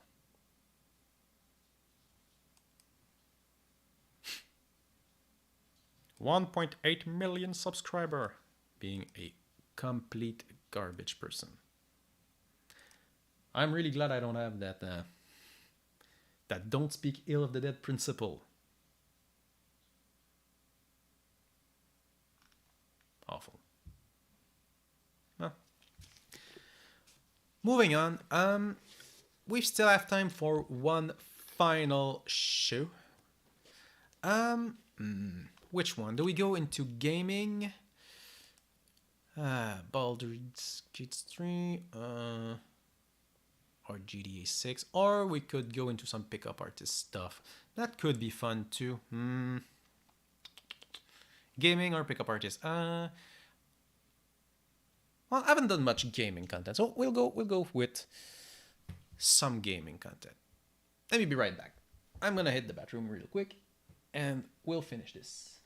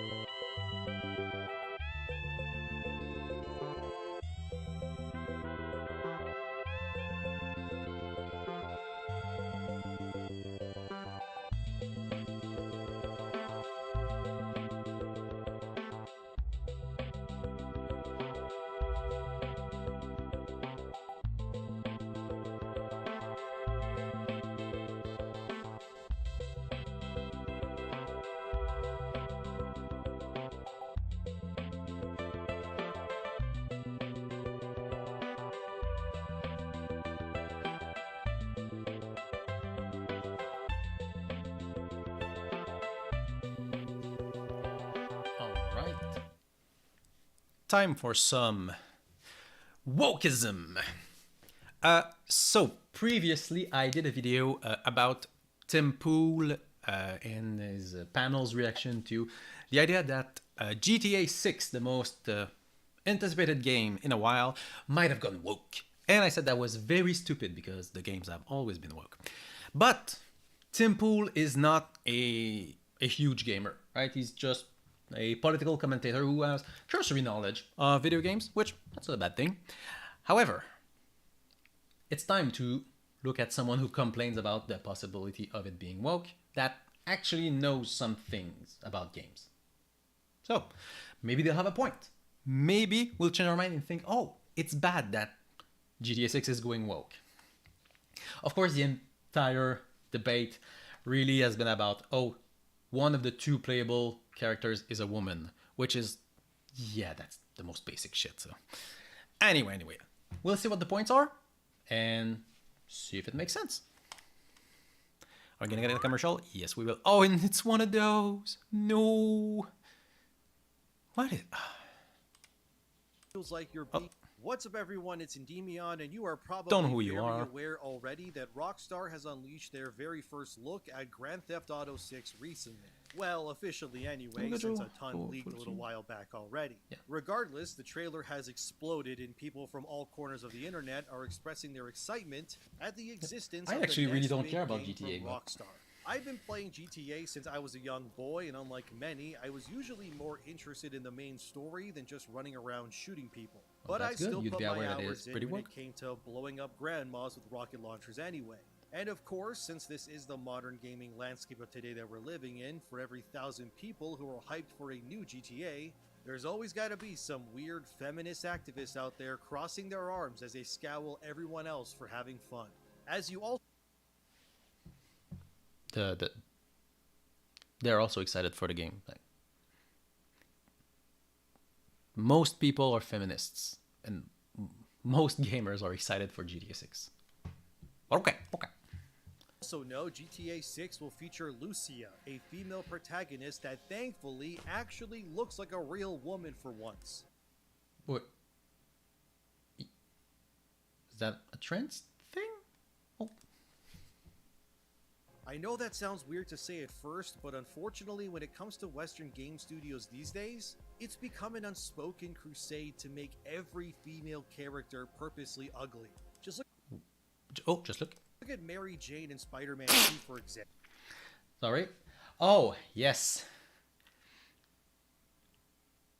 Look at this turd. Look at this. Oh, don't wait. Don't look at it. No. Look away. Wait, I'll save you. Ah, isn't that better? No, the camera's bad. This. I'll go. This just. Ugh. This skinless freak. Yeah, I'm sorry. This looks like a really good looking late 20s woman. Like, what are you talking about? What are you talking about? This is... I'd buy her a drink, of course. Yeah. Well, yeah. I'm speechless. Like, you're complaining that this is ugly. We're off to a good start. Who went from the adorable girl next door look to Skeletor with a wig on her head. Ah, of Apparently, course. female It's a good looking woman, it's fine. characters are made uglier on purpose these days in order to avert the male gaze, which is so... I can't think of one example of an ugly woman in a recent video game. I struggle to think of one.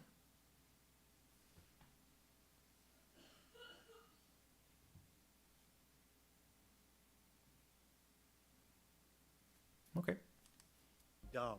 It's also why female characters don't ever seem to show skin at all either, which is why the GTA 6 trailer was like a breath of fresh air. Well, people realize that, it's kind of fucked if every female character is like nude. Like, oh yeah, they are a sex object, and that's not a good thing if every woman is a sex object. So let's try and make these female characters, more than just eye candy, because it's kind of sexist, but okay.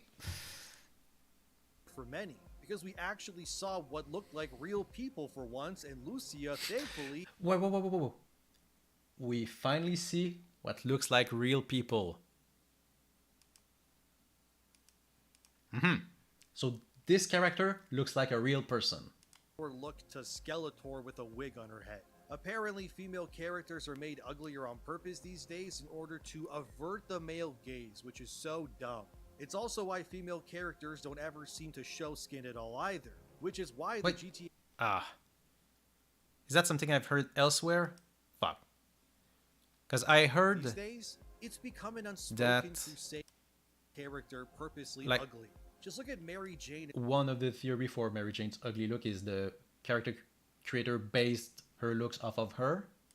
in Spider-Man 2, for example, who went from the adorable girl next door look to Skeletor with I a thought I wig heard on her head. I heard that here. Apparently, female characters are made Maybe not. uglier on purpose these Never mind.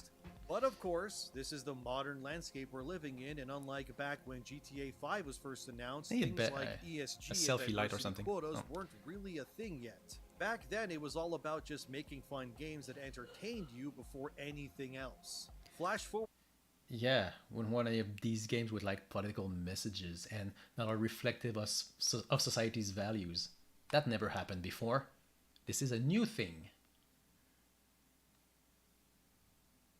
Art representing society? to today, and oftentimes it feels like you're being talked down to almost as often as you're playing these damn games. And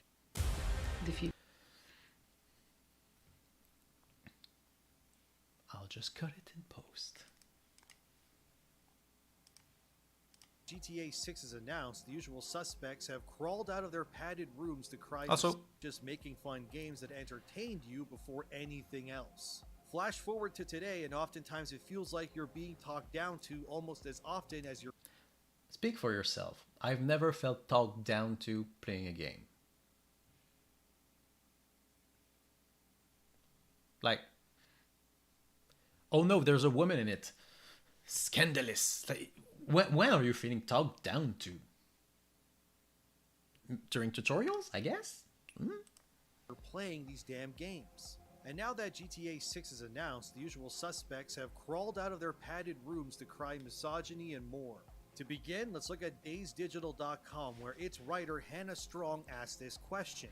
I mean, the GTA series does have a history of some misogyny. Like, one of the thing it's known for is, oh, you can have sex with a prostitute, then run her over and steal the money back. It's like, that's, first of all, juvenile, but yeah, it's kind of a bit fucked. It's a bit funny too, but it's a bit fucked. We've grown past that anyway. Does the world really need another GTA sequel? I'll say sure. I mean, it's going to make a buttload of money, so that's why it's going to be made, but yeah. Personally, I'm very bored with GTA, but it's insanely popular anyway. It's no matter what I think. Answer that question very quickly, by the way. The answer is yes, Hannah. Yes, we do. It's been 10 goddamn years since we've had a new GTA game. We used to get new GTA games every other year back in the... Actually, I'd kind of argue that don't need it that much because like when GTA 3 and Vice City and San Andreas came out, there weren't many open world games. Like, that was new and fresh and exciting, and now there's nothing less exciting than an open world game. It's like, oh, another one. Great. What do you do in that one? You drive a car and you shoot people. Never done that. I'm a party pooper. What will GTA 6 have to offer that other games can't? And I'm not convinced. But that's me. PS2 era. Now we're lucky to get one game every 2 or 3 presidential cycles. Yes, games are hard to make now. They've become harder to make ever since. Yeah, you can pump GTA 3, Vice City, San Andreas all built on the same engine. But now, well, you make DLC. Sucks, but games are hard to make. You can check out indie games. They're easier to make, but... Hannah Strong goes on to write and ask the question, how can a series like GTA be so popular when it's also so problematic? Boring. She Wait, explains that nope. she was raised Catholic and didn't actually play a GTA game until 5. Hannah then drops the most 2023 word salad I think I've seen in a while. So let's hear her out, shall we? Hannah said, and I quote, "But is there still a place for the bloody, often deeply misogynistic, anti-sex work and transphobic worldview perpetrated by GTA in 2023? We are That's very reasonable, in my opinion. The world has moved on from the how do I say? You know, the idea that trans people are made to be fun of and that sex work is bad, and we've moved on to a more positive outlook on it. You can disagree with it, but the world has moved on, at least in the US. So, like, is there still room for like trans joke and prostitute jokes? You're gonna have trouble making good ones. The example I used earlier, like, haha, run over the hooker to get your money back. Yeah, it's not funny anymore. It was funny in the time because that was transgressive. Now, what kind of transgressive joke could you make about prostitution when OnlyFans is super common? Prostitution is not legal, but normalized a lot. Like, you could just show a prostitute in GTA 3 and it was like, oh my god, a prostitute, that's insane. Now, what's your joke gonna be? What's your trans joke gonna be? An attack helicopter joke? Don't answer that. Like, yeah, their world has matured and grown. I don't think that means that GTA 6 can't exist, but it has to grow too, or else it won't have much of an impact. Actually, it's one of the reasons I didn't care for GTA 5. Like, what do you have to offer that I haven't seen before? Kind of nothing. A torture scene, that was new. To Gamergate, post Me Too, and yet women are still struggling to be seen or heard within the games industry. Yeah, that's actually a really big problem. They're very underrepresented considering the amount of women who have the competency to be part of the game industry. It's a very male-dominated field, and not for the good reason. Not because men are so much more competent at programming. We've heard a lot of reports about toxic workplace environment, Blizzard, amongst others, Riot Games. Violence against women and transgender people continues to dominate global headlines. It doesn't feel like the gaming world has necessarily become a more accepting place. And I disagree. I think it has. It is, especially the games that are coming out. They've become more woke. Games have become more woke, and that's not bad. So I actually disagree with Miss Strong here. Gaming has evolved. Like, yeah, it has. Starfield has pronouns. You can make trans characters in Baldur's Gate. Gaming has grown up. So I disagree with that part. at least at the AAA level. The trailer for GTA 6 showcased the franchise's first fully playable female protagonist since the original Grand Theft Auto. GTA Meanwhile, Rockstar has allegedly made positive shifts to clean up its Remove it in post. frat boy corporate culture. Still, it's hard to imagine what a version of GTA that isn't a cis male power fantasy might look like.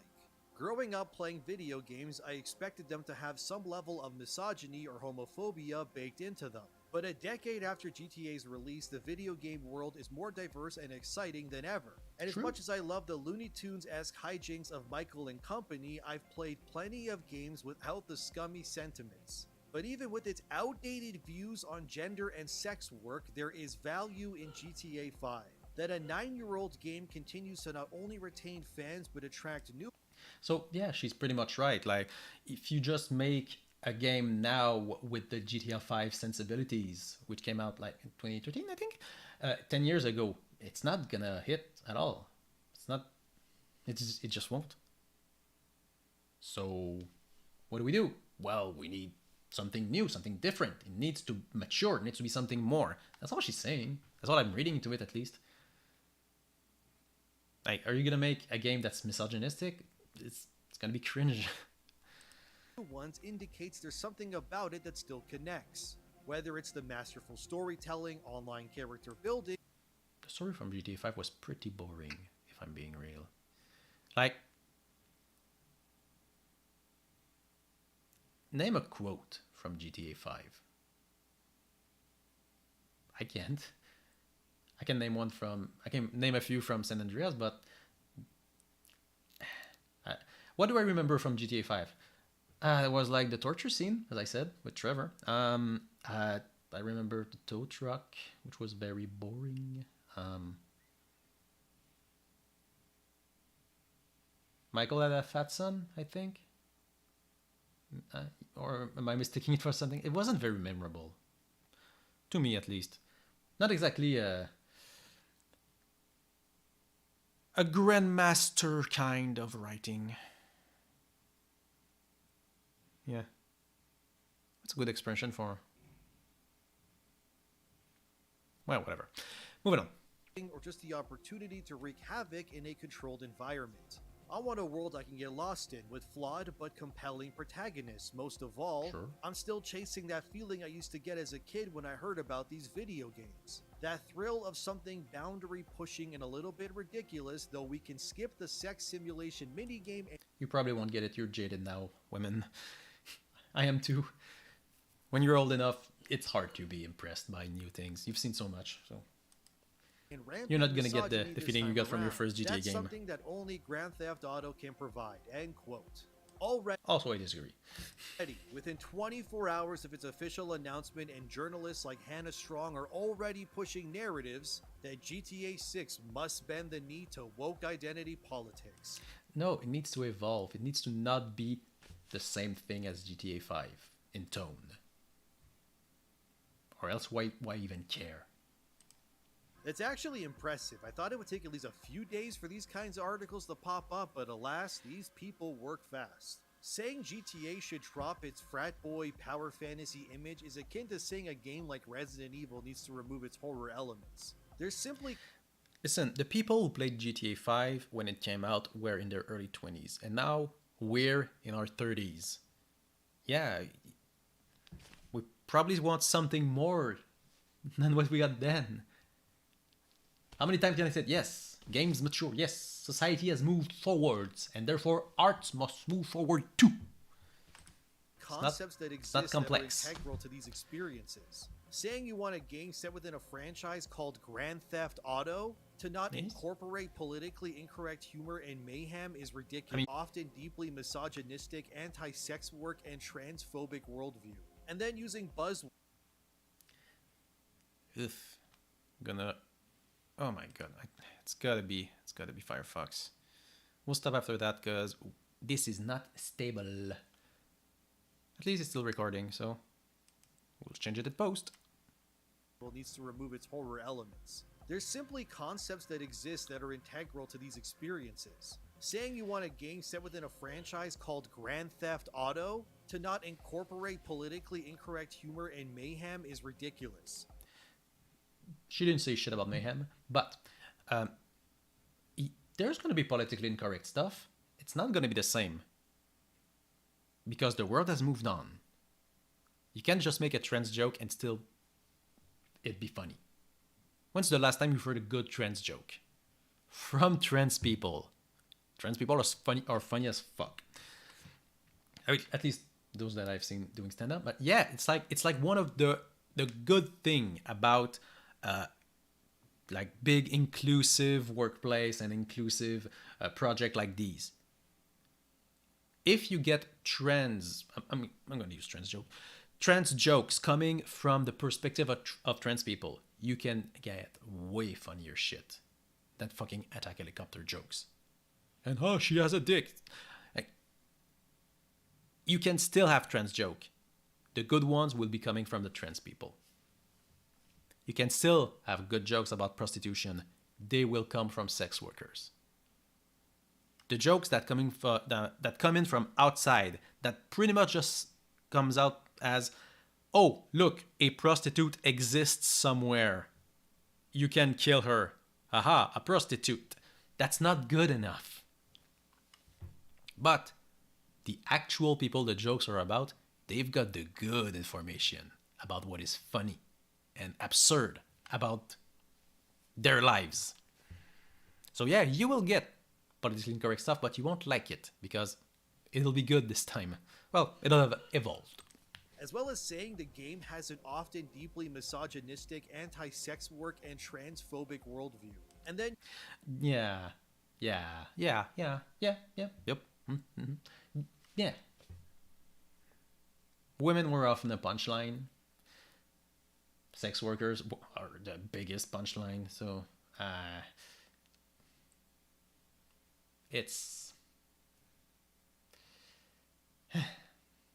It's true. Yeah, they were that way. That was the style at the time. You know, yes, they were misogynistic. It was more acceptable then. I'm not gonna shit on an old game for being old and for having old sensibilities. But the new one need to evolve. You also need to evolve. Endymion. Don't stagnate. Don't just go, GTA 5 was one way, and 10 years later I want the same thing. Things should stay the same. Don't.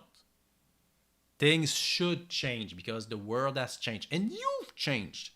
Have you stayed the same? If you did, that's bad. That's bad.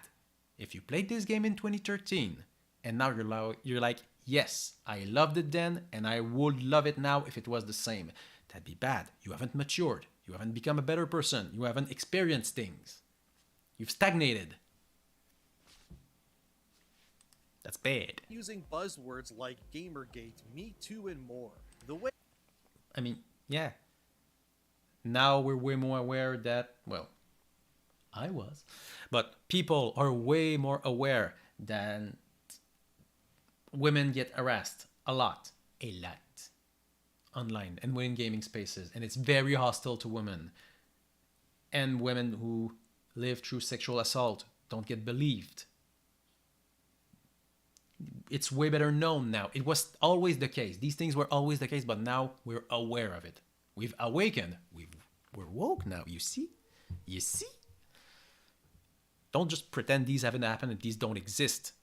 You want a game that pretends that nothing happened ever in the last 10 years. We're just gonna close our eyes and pretend things aren't real. That's what you want. Like, no, that's not what you should want. buzzwords like Gamergate, Me Too, and more. The way Hannah is And by more, that's it. That was the end of the sentence, but whatever. structuring this, it seems like she wants Nitpicky. a GTA game to have nothing what makes it GTA besides being called Grand Theft Auto. Like, do you think GTA is just misogyny and anti-sex worker jokes? Like, no. That was a very small part of it. And if things are good, this next game will have lots of new things that it'll be able to do and that it'll be able to talk about. Don't you... This game is gonna shit on Trump so hard. You know there's gonna be like a mediocre skit about Trump and probably Biden too, that you can watch on TV or on the radio. Oh yeah. If I made the game, I'd make like a satire of the presidential debate between Trump and Biden, and be like, I shut my pants, something like that. But you know, better written than that. That's go, Jerry. That's so easy. Of course, they're gonna make fucking it evolved. This is the kind of mental gymnastics that have caused so many other games to either fail Yeah, the fat or son. I alienate their remembered. audiences. There's another article later on I want to talk about too from thegamer.com that echoes what Hannah is saying here too. But the point is that these people want these games to adhere to their new world views. But the reality is that They want the game to adhere to the world's view. Again, the world has changed. Join us. Join us in reality. It sucks. concepts they push directly go against what these games cater to and represent. Saying you want a GTA game with no misogyny or mayhem is removing the very lifeblood of what makes these games tick. In a lot of ways, Honestly, what makes these games ticks is the random violence. I never played these games that way, but a lot of people just play these games for drive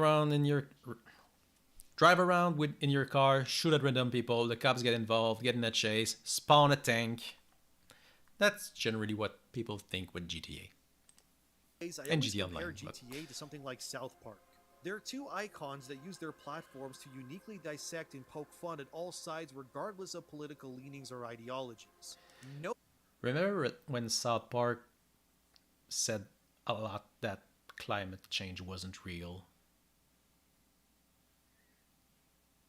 That was cool. Thanks, South Park.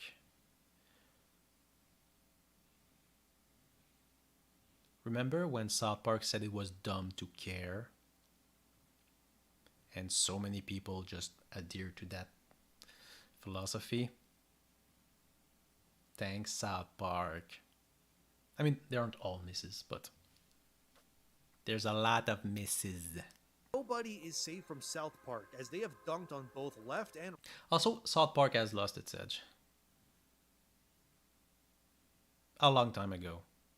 Which, it's impressive that it had an edge for so long because, you know, Trey and Matt are getting old and it's hard to stay edgy as you get older. Look at any aging comedian that is not George Carlin. right-wing people in their Panderverse special, for example. Hell, Cartman even makes fun of channels like mine when he's talking to Kathleen Kennedy. And I wasn't even offended by that. I'm glad they did that because that's what South Park is for. Did you introspect though? No? Okay. Nobody is safe from their criticism. And GTA Oh, is yeah, the there's a same. shrink It's in why GTA 5. I GTA forgot. 5 in particular sold Wasn't like a bad scene. gangbusters because of it. Rockstar excels when they don't care about the status quo or who they're offending. It's what leads to amazing moments and memorable. If you want to be funny, you have to pay pretty close attention to what's going on. You can't just go and do your own thing. Because you're just flinging shit at the wall. And in my opinion, a lot of the humor in older games, yeah, the jokes weren't really adapted to the sensibilities of the time. But now with the internet, we're way more aware of what the sensibilities are. So you're actually way more likely to have very poignant and specific kind of jokes and humor that will age poorly, which is unfortunate. But also crazy characters. Remember the torture scene in GTA 5? That's and how all I many remembered. Journalists got about it. If they had their way, that Wait. scene wouldn't exist at They said the journalists all, weren't but mad? Also crazy characters. Remember the torture scene in GTA 5 and how up in arms journalists got about it? If they had I might not have seen anything, but maybe I missed it. I've seen nowhere where journalists were like, this should be removed. Because if I remember correctly, you can skip it. I didn't because I've got big balls. Unlike the guy that got tortured. their way, that scene wouldn't exist at all. But the Also, that scene is mid.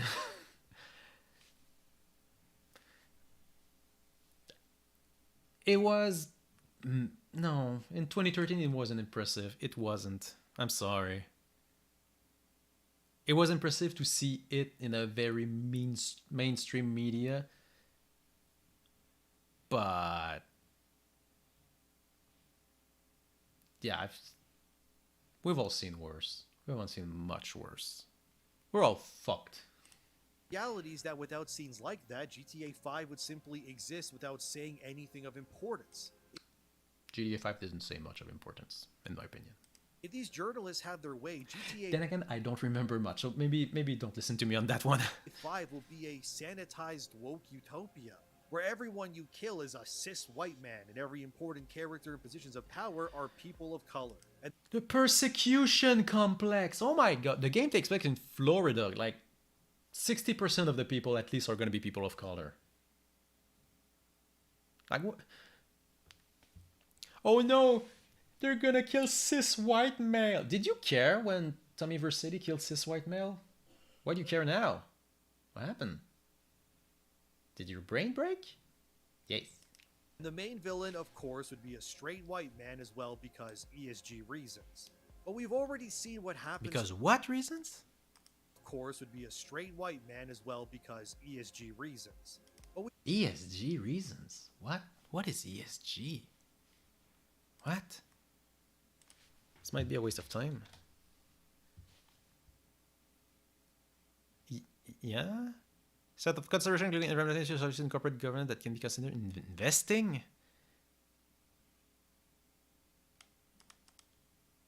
What? This has nothing to do with anything. Corporate social responsibility, da da da. Yeah, this is like this is something that happened after the South Africa apartheid. So, and you're complaining about it because the antagonist might be a and you're complaining about it because the antagonist might be a white male, like assuming the antagonist is like a big corporate person, it's probably gonna be a white person. That'd be reasonable to assume. If the antagonist is like a part of a crime syndicate, it's probably gonna be a person of color. It's in Florida, so be a reasonable guess. So the persecution complex, like, and the conspiracism, Jesus. We've already seen what happens to a game like GTA when they pander to these sensibilities. Remember that the Saints Row reboot already happened, and it erased all the edge and uniqueness from it, and Volition ended up making a game for nobody, and it bankrupted the studio, and now they're gone. Saints I haven't played it, but let's quick Google. Why did the Saints Row reboot fail?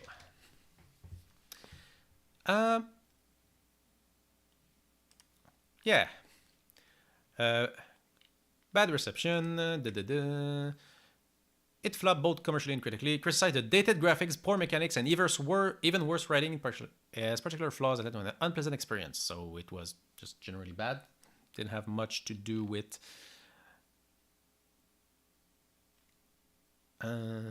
wokeism, but people will try and milk it. Okay, let's check the Steam community. Oh, what? Sure, is it in the? Okay. I'm not going to term one.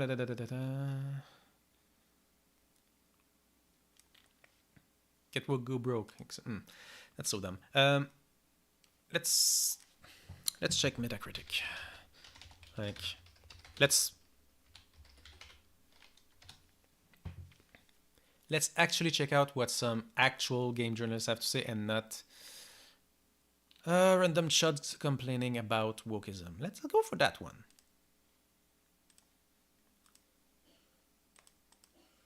Like, a negative review. Is it a video review? God damn it. Wait, okay. You don't link to it? God damn it. Useless. GameMag.ru.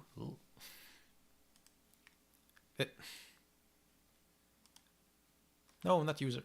Wow, Metacritic's borked. What is happening? Okay, hold on. Let's just go IGN, Saints Row. I don't even like IGN. I don't like any. 6 out of 10. So they did like it. Is there a verdict? Okay. No shortage of shallow shoot 'em up thrills, but a very familiar and uninspired brand of sandbox game. So, do we have anything about wokeism? So much freedom to be exactly what we want to be via its superb customization. Struggle force its own identity when it comes to the types of wanted criminal to make. No shortage of shallow shoot 'em up thrills, but it's a very familiar and uninspired brand of sandbox. This game. Few spectacular story moments in the city of Santo Lol. Distinct lack of gameplay feature that so it failed because it was derivative and boring. Gotcha.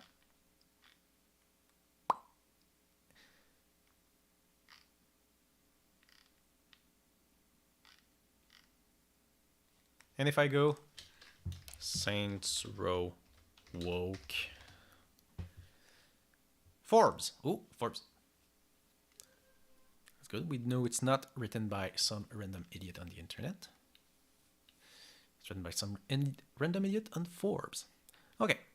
It's going to win no prize. I'm forced to defend because it was just a liberal journal party to resist Siren's Call. Oh, it's going to defend the game? Okay. So is it woke? Where normal criticism, but the more search it suppose wokeness, at least in a way that's significantly different from Western culture, the more I cannot find it. The more the specific this word means nothing now.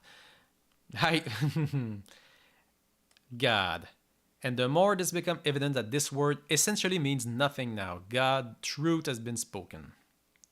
Woke is when there's a woman. Anything with progressive values that the right wing didn't like. Here, I'm not even finding much of anything progressive at all. At least nothing the past game didn't have. Everything that may be considered woke. The lead boss in the commercials is a brown woman. So the antagonist is not a white cis man, which would be woke, but it's a brown woman, and that's woke. Diverse groups of friends. So it's like a racial mix-up. Okay. Your friend Kevin is bi, and he talks about his past girlfriend and boyfriends. Okay, bi people exist is woke. There is no dildo bat. But you can make a perfect 10, hot boss, and run around the entire game nude if you want. Okay, that's... If woke is no dildo bat, that's pretty weak. You cannot rob stores. That's not... That's nothing... Doesn't have anything to do with wokeism. They call freckle bitches FBs now. And that's it.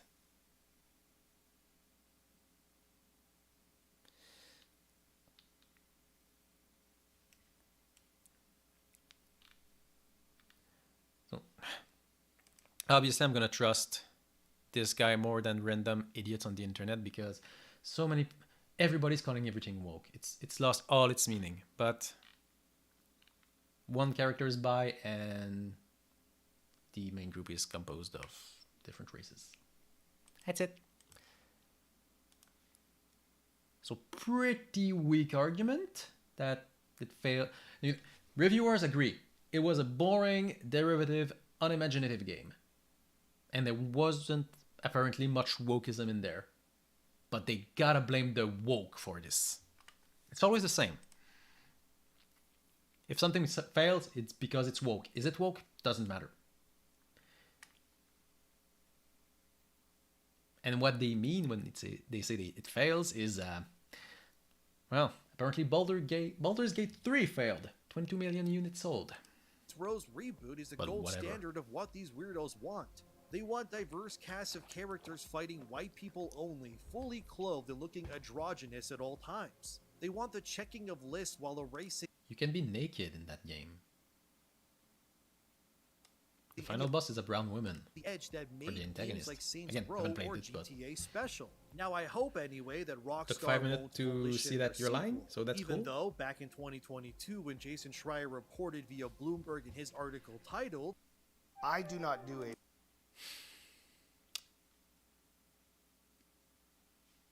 you do in life require you. Rockstar Games cleans up its frat boy culture and Grand Theft Auto 2. With a new tone at the company and a change in creative direction, GTA 6 will probably feel very different from its Well, predecessor. that's good. This article, which is The work environment is no longer toxic. That's great. now a year old, has worried me ever since it was released. Because unlike Hannah Strong or Stacey Henley over at thegamer.com, who mostly just cry about Me Too and pushing woke nonsense whenever they can, Cry about Me Too. Women getting raped and not being taken seriously is a bad thing.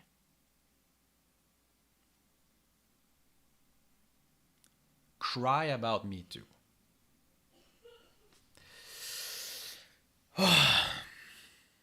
We're not halfway done.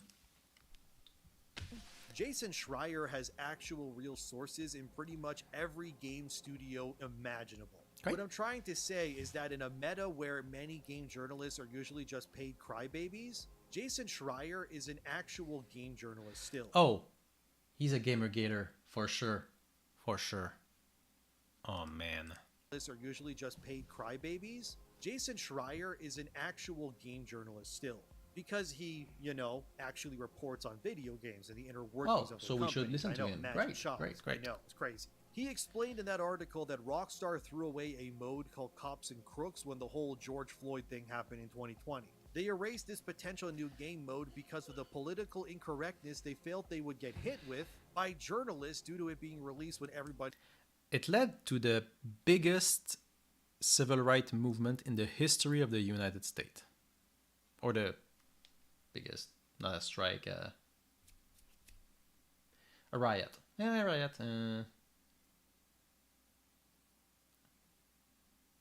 Movement. Let's just go with movement.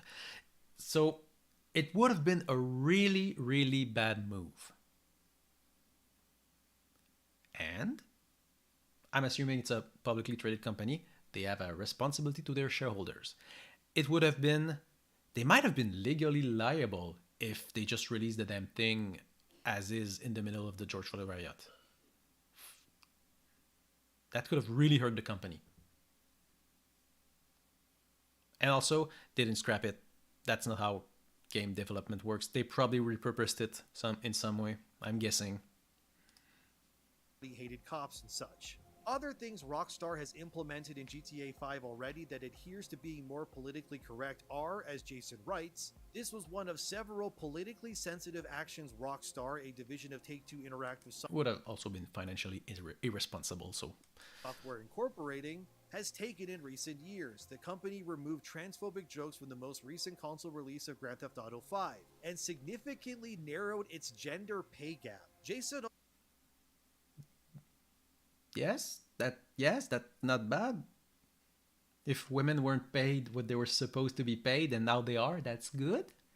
Yes, we can agree. People being paid for their work is good, yes. Personally, I would not have removed that trans joke, even if it was probably insensitive, just because, I mean, the game came out in 2013. Leave it as is. Like, it's like the old racist Disney movie. Yes, they were racist. They were a product of the time. Just maybe have something so that the viewers or the players are aware. Oh, this is a bit old. Some things might be insensitive. I think that's okay to have. So I wouldn't have removed it. But again, you know why they're doing this? It's to make more money. It's more profitable for them to act in a way that's woke. To at least pretend to be woke. Even if they aren't. They probably are. It's more profitable. It's about the money. People are woke. Society has evolved. If they just re-released a game and it was just transphobic and misogynistic and anti-prostitution, just boring old stuff, well, it would still be successful because it's GTA 6, but it would not be as successful. I will absolutely say that. also confirmed that developers are also being cautious not to punch down by making jokes about marginalized group, the people said, in contrast to previous games. Oh boy, that does not get me excited at all. Knowing that did you know that humor evolves? GTA 6 will be removing some of its bite in order to pander. But as that's the thing. Punching down is lazy. Not punching down, having to go for something else, more creative, that's more biting. Like, haha, black people is not like biting commentary. Like, again, if we have a joke that's like, main character walks into a house and there's a black man eating chicken, speaking in Ebonics with grape soda. That's the least biting commentary you can make. Like, the joke is almost, look how outdated this humor is. Look how outdated this stereotype is. If you played that straight, if you punch down that way, you've just shown yourself to be a hack. Like, you have no business trying to make art that pretends to be good. You're done. Go home, old man.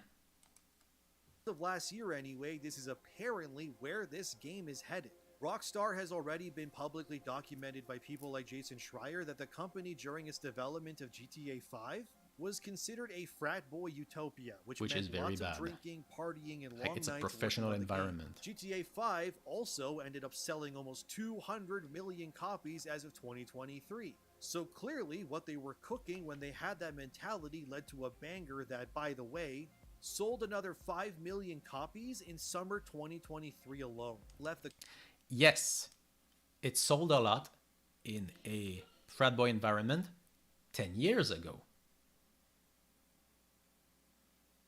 10 years ago, everyone had a very different outlook on society. 10 years later, things have changed. Which is why changing the work environment will produce a piece of work that is way more likely to represent what the people now actually want and what will sell. company back in 2019. And Jason Schreier admits in his article that based on what he's heard and seen, the Rockstar of today is very, very different from the Rockstar that made GTA 5. And that's the other part that worries me greatly, is that GTA 6 might actually be getting made by a mixture of talented OG Rockstar devs and new blood that have drunk the Kool-Aid of identity politics. Look, it's been 10 years. Of course there's going to be new people in on it. And if these people are aware of what society is, yes, good. And you know what? You've still got the old dudes. So if you're like so afraid that, oh, the soul of the GTA series will be lost, the OGs are there. They can help your transition, my friend. It'll be fine. It will be more subtle. There will be more subjects to jokes. You know, funnily enough, one of the best way to be creative and to come out with something that's new, interesting, and funny is to restrict what you can do, right? If I tell you right now, okay, create a joke. Create a joke, the best joke you can. Yeah, you're kind of stumped, right? But if I say, okay, create the best joke you can where the punchline is shitting spinach. Well, okay, hold on. Now your gears are turning. Oh, maybe, right? If I've lowered the amount of thing you can joke about, this allows you to direct your creativity in more specific ways and more, not diverse, but it feeds your creativity. So again, if you go into writing for GTA 6 and like, you can't make joke about these. Okay, so what can we make joke about? Oh, you can make jokes about these. Oh, okay. So what's a good joke you can make about that and that and that? And by restricting what you can joke about, it can actually really help the comedy. And again, if you're like, you can't make joke that punches down towards trans people. Okay? What joke can we make with trans people that are not punching down? And now you get the juices flowing. Like, it kind of sounds like cope, like, oh no, actually, censorship is good. But no, I'm not kidding. Like, it's a good exercise. You can try it. You can try it yourself. Try and do something without any restriction, and it's really hard to come up with something. Like, try and write a song. I don't know where to start. Okay, try and write a song, but this is the riff you must follow. Oh, okay. And now things work. And all the signs are pointing towards this new Grand Theft Auto game having less bite, less satire, and less violence than previous entries. Why would it have less violence? Like, I understand you're dumb and you think it's going to be less biting when it's going to be more biting, and less satirical when they're just going to take the satire in other ways. But violence? What? Whatever. Dan Houser, by the way, was the creative director of other GTA games, and he was also the lead writer on games like GTA 5 and Red Dead Redemption 2. So if you love the characters and jokes of Rockstar, it's because of people like Dan Houser. And yeah, he's gone now, and he's taken other key... This is a really annoying thing, not just with the gaming industry, but with creation of art in general. And yeah, H-Bomber guy made a video about it some times ago. I think it was the Oof video. But like, video games are like a 100 people project thing. And to have like one person leave and you're like, oh my god, he was the lead writer. He wasn't the only guy. It wasn't one guy writing all the things. It was a team effort, many of them, and there were revisions again and again. So one guy leaving, no offense to Mr. Hauser, it's not the whole thing gone, first of all. Second of all, yeah, I looked a bit earlier. We don't know why he left. It's not detailed anywhere. It sucks that in the gaming industry, you don't have good job security. Layoffs are so common. And as someone who loves video games, I really wish that the people making these games had more protections. The fact that the lead writer for the past games either left or was let go or was pressured into leaving, yeah, that's a symptom of the entire industry. It sucks. It really sucks. Personnel from Rockstar who have been integral to the best parts of that studio. So now what we're seeing with GTA 6 Also, is no, a you game don't know positioned that. to be the first in the series without the direction of many of the key people who were responsible for the bangers of the past. And it's And again, they're no offense to them, they're old now, and older people tend to be less creative. You're opening up to more new and exciting ideas. Not that I'm happy that the old guard left. The old guard still deserves to have their jobs if they want it. confirmed so far anyway that this new game will be more culturally sensitive, and it will not punch down when it comes to jokes. You're kind of repeating yourself now. Which is mumbo jumbo corporate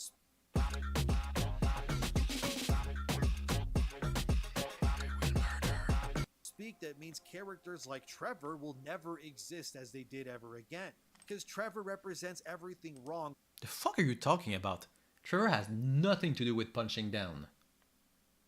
Hold on. Let me get your entire sentence. Way that this new game will be more culturally sensitive, Yes? and it will not punch down when it comes to Yes? jokes. Which is mumbo jumbo corporate speak that Nothing? means characters like Trevor will never exist as they did ever again. This has nothing to do with Trevor. Trevor was just a murderous psychopath. You totally have him in the next game without punching down. What? You're just... Oh, they said they're not gonna punch down? Well, guess what? That means Trevor's not gonna be there. And everybody loves Trevor. Like, no, he could have still been there. Yeah. You can't have the same thing because it's already been done. So that'd be boring. But yeah, you could totally have this kind of psychopathic character and sadistic character and unhinged. Yeah, of course. He would probably just not randomly scream racial slurs for no reason. Which, okay, is that so bad? I mean, mostly that'd be boring. Now it's not surprising anymore. You know? Because Trevor represents everything wrong with the current modern game industry, apparently. Because he's a white cis man and he's acting. What? The persecution complex. Oh, what do you remember about Trevor? Oh, Trevor. Oh, what a memorable character. Oh, man. I remember when Trevor was cis and white at the same time. And he was a man. Man. Oh, Trevor. What a character. Man, did you know he was white? Man, and cis. They dared to make him cis. Ah, man. Can't have that. Yep. That's true. Anything else about him? No. Activists see him as the devil instead of an actual person. Then we have that article He was kind of the devil. He... from The Gamer, which is written by Stacey Henley, who usually is a feminist goldmine when it comes to content. But she has this one part where she talks about Lucia and says this. But at the same time, having a woman move through this violent and debauched world just as she would if she were a man is unrealistic. And I hope we get to see that. I disagree with that. I think that's totally fine to have Lucia, their name? The male and the female main character play mostly the same. First of all, it's way easier when you're making the game to have, very few differences. But like, yeah, we've had, I think it was Assassin's Creed Syndicate when you played as a sister and a brother. I don't care about Assassin's Creed, but yeah, they could pretty much do the same thing. And it was fine. Nobody cares. You're gonna punch someone and they're gonna fall down, and you're not gonna say, a woman cannot punch as hard as a man. Therefore, when Lucia punched another man, the man should stagger less. It's unrealistic, and I don't like it. I don't like it because the punch of a woman is statistically inferior to that of a man, and therefore, the punch don't work. What's the point? Like, No, it doesn't do anything. It doesn't make the game better. They're probably gonna make some minor differences, maybe in the way people react to your character. Like maybe you'll get ogled at and catcalled as Lucia. That could be interesting. That could be fun. But oh, he's gonna complain about that if that's real. Ooh, he'd hate it. He'd hate that. Is Stacey Henley being based right now? Because she's Oh, of course he likes it. It's like, yes, if you play as a woman, you should be weak because women are weak and they should stay in the fucking kitchen. right. When it comes to GTA, it wouldn't make sense for the average man to fall and be overpowered by Lucia in close. Tough women don't exist. There has never been a woman that has been able to punch hard. There has never been a woman that has been trained in combat. There has never been. Listen to yourself, my dude. Like, sure, the average untrained woman who has never fought in her life will not punch very hard. If it was a man, he would punch slightly harder, but still not very hard. She's been to prison. I don't know what's the backstory. Maybe she's been in a gang. Maybe she's used to violence. Maybe she's been trained. She's probably been trained to fight. Like, there's gonna be a flashback cutscene when she's in high school. It's like, oh, you're gonna have to learn to defend yourself. But how can I do that? Here, I'm gonna show you how to throw a punch. But I can't punch so good. Oh, you gotta get tough, no. Yeah, it's gonna be in the game probably somewhere. To be like, oh yeah, that's why she's pretty good.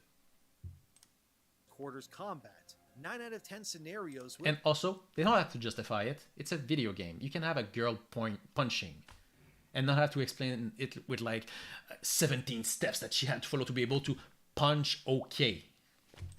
So dumb. Whenever Lucia puts hands on when it comes to a man, she would get bodied immediately. Hopefully, Rockstar doesn't shy away from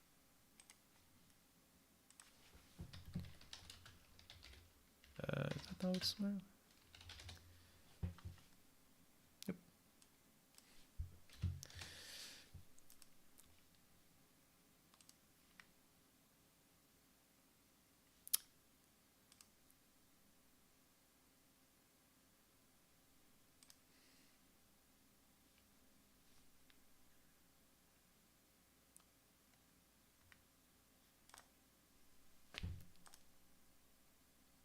She would fuck me up. Actually, she wouldn't. She's very nice. Like, and I think like, okay. I think she's like pretty short too. Oop. Yeah, she's 5'2". Okay, let's go with that one. And she's like, she'll mess you up. She'll mess you up good. Look at a fucking punch. Look at these. Oh, to have a woman punch a man. That's unrealistic though. Look at this shit. And she's 5'2". Now, if Lucia was like 5'7", 5'8", not very tall, that's way more power to those punches too. Jesus. Cannot fathom that somewhere in space a woman can punch someone. Cannot fathom. Like, they don't live in reality. They just don't. She's smaller than me. She punches me, I'm going down. Instantly. from that fact. But if we end up seeing Lucia taking down 200-pound men with muscles with a single punch, I'll become the Joker. Stacey Henley goes on to explain that Lucia existing as a main playable character within the confines of a game like Grand Theft Auto runs the risk of alienating or feeling unrealistic. Which, my god, has Stacey become based? Has actual common sense the risk of alienating or... People will play the later half of GTA 6 as Lucia as if she was anyone else, and no doubt she'll get her chance to wreak havoc, but in the hands of seasoned GTA vets, the havoc will likely be unleashed on innocent female bystanders? What? That's not what he's saying. Feeling unrealistic. Which, my god, has Stacy become based? Has actual Wait. common sense entered the mind? This had nothing to do with what he said. Hold on, hold on, Fact. hold on. I'm But gonna... if we end up based? Let me Has unlock actual my common sense face. entered the minds of these journalists? Because she's right. This is an actual problem that Wait. minds of a game like Grand This fucking video is so bad. Hold on, let me unlock this. Oh, OBS is not happy. Oh no. Okay, we're fine, we're fine. Oh god. Okay. No, just me, thank you. Okay. So. Yeah, they played the later half of GTA 6, and like it's about being violent to other women. It has nothing to do with what he's saying.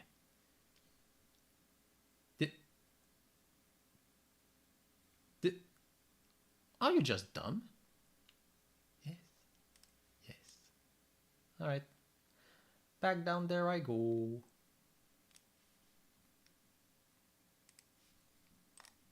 Theft Auto based? Has actual common sense entered the minds of these journalists? Because she's right. This is an actual problem that must be addressed when it comes to these sorts No, of because decisions. tough women exist. Lucia, whether people will admit it, is a woman existing within a franchise where everyone can get clapped and slapped at a moment's notice. Realistically, someone like Lucia would very likely not thrive whatsoever in the criminal underworld. And she would more often Why than wouldn't not she? just get pushed aside both physically and mentally by other Kill someone. they're just as insane criminals. I wager the story will be that her boyfriend, whose name is Jason, apparently betrays her, and the whole game is Lucia trying to get revenge on him. No, That's he what I plays think both. Anyway. They're Even they're then, both the idea they're both of a playable characters. 130-pound Latino woman with a gun taking out armed criminals. I don't care about GTA. I don't. How do I know more about this than he does? How? I'm only paying attention to this because idiots are complaining about wokeism. Idiot. And I know that they're both the playable characters. But it's like, oh no, it's going to be a revenge story. No,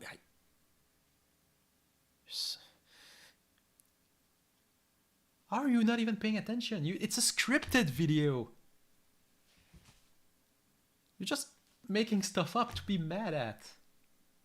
Shadowboxing. Is still ridiculous no matter how you slice it. In the past, GTA protagonists have all had believable backgrounds that made sense to why they did what they could do. Michael, for example, is a career criminal. And so, maybe Lucia will have that. Maybe she was part of a gang. She was in prison. Maybe she learned how to fight in prison. Is that possible? Niko Bellic is a Serbian war criminal who's definitely violated the Geneva Conventions. And Lucia is supposed to be standing shoulder to shoulder with these sorts of characters. And you've got to be a war criminal to shoot a gun. Like, would it be weird if she started to be familiar with how to torture people? Probably, depending on her backstory, but you'd have to construct something pretty weird. Punch and shoot. She needs to be able to punch and shoot.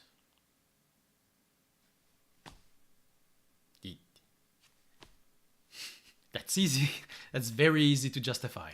Like Stacey Henley admits, it's just not very believable at all, and she's right.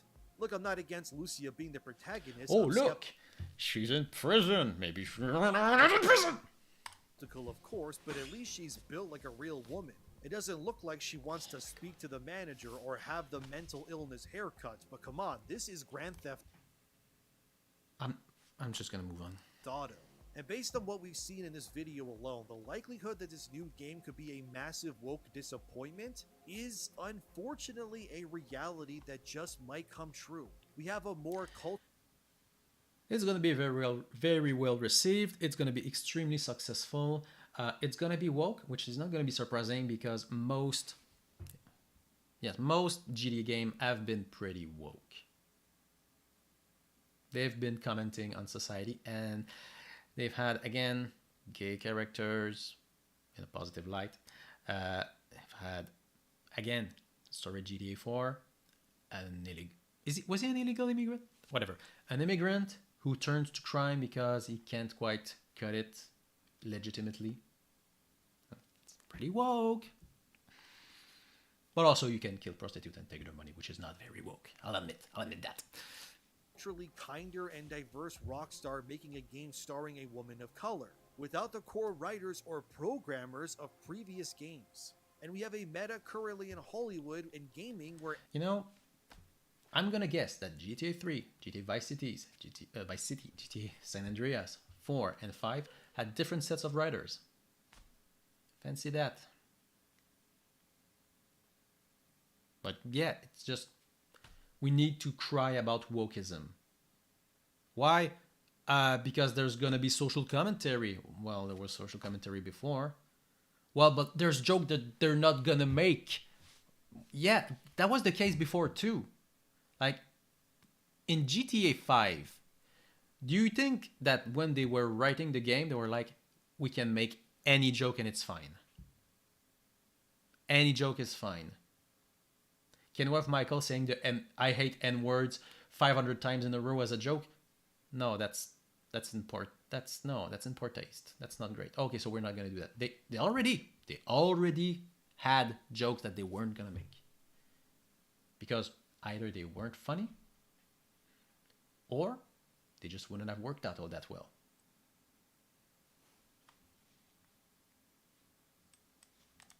everything must pander in order to raise ESG scores, so investors will become more likely to give you their money. While I'm not saying Grand Theft Auto 6 will be garbage just yet, I'm just saying that don't get blinded by the glitz and glamour that's in front of you.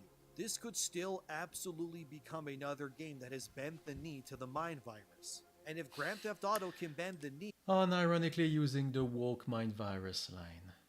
Society has progressed. You haven't. You can get better. You could stop being an old man that yells at cloud. Join the future.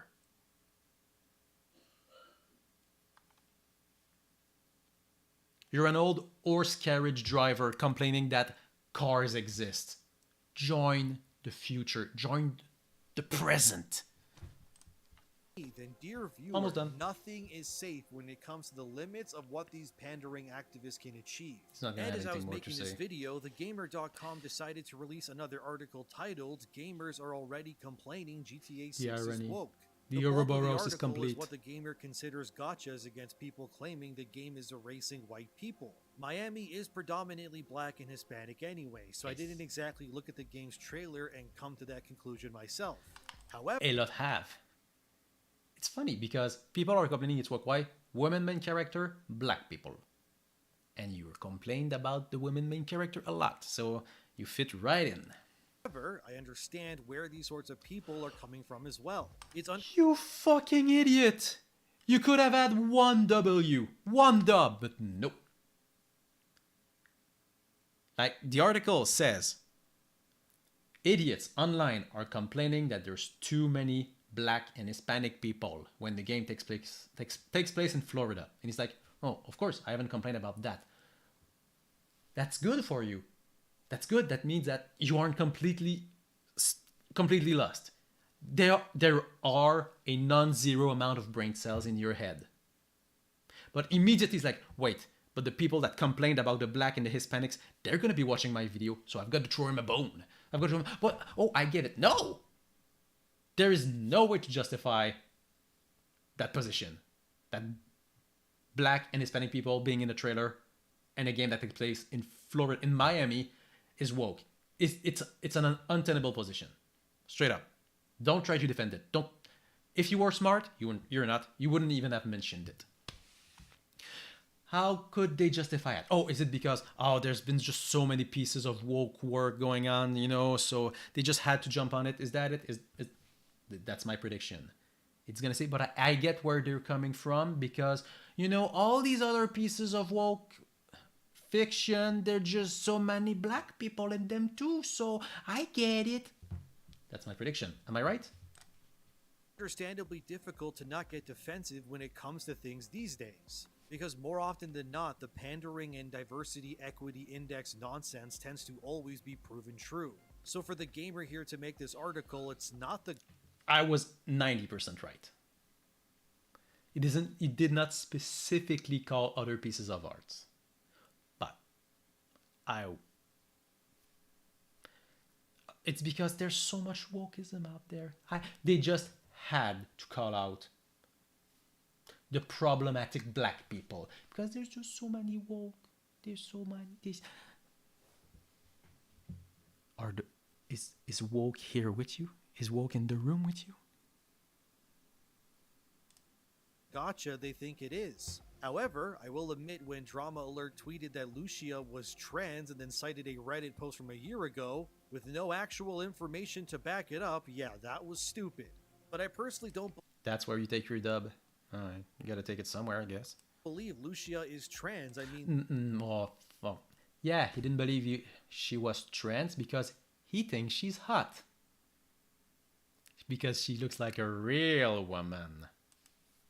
there's been leaks that she's also a mother of a child in the game. And Yes, and that's her motivation. I mean biological mother, not adopted, but at this point, who knows since things change in development constantly with stuff Oh my like god, this guy's the worst. Nevertheless, No, trans people can't have kids biologically. Soon.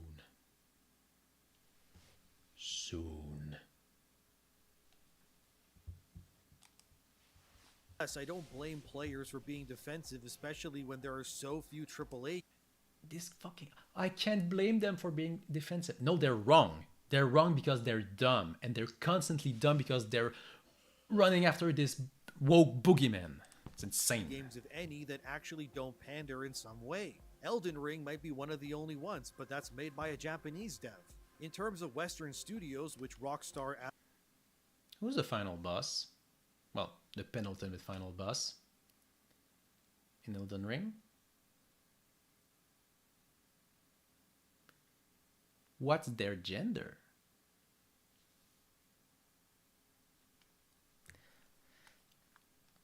Also, isn't it so unrealistic how a female character can swing a sword and hit people in Elden Ring? Why aren't you complaining about that? Right? Why isn't it unrealistic during character creation that when you make a female character, you can swing a sword just as good and it doesn't matter, it's exactly the same? Why isn't that woke?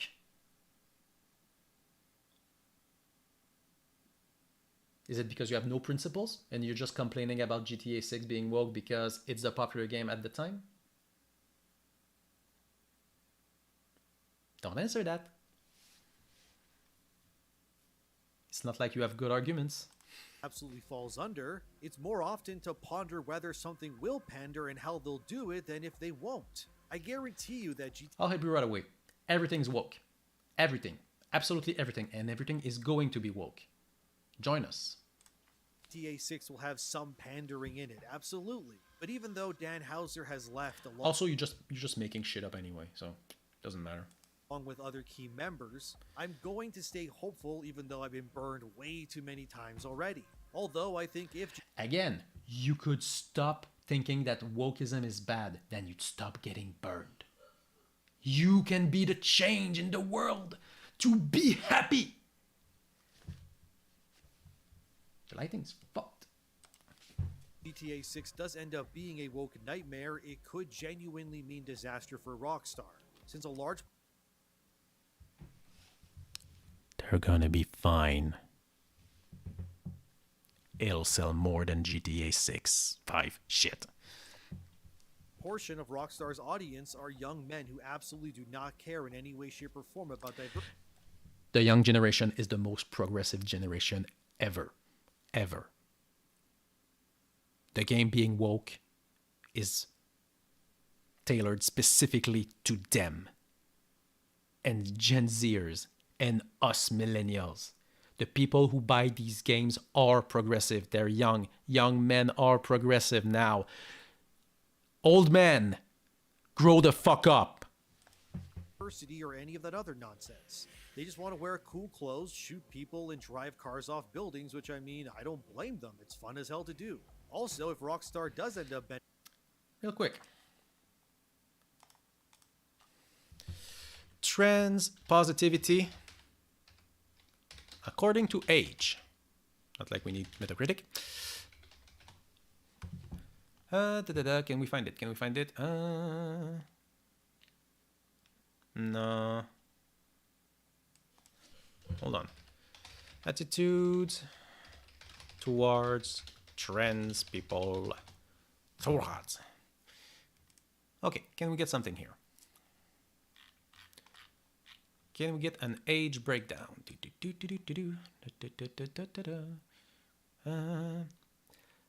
It's broadly stable. Age group.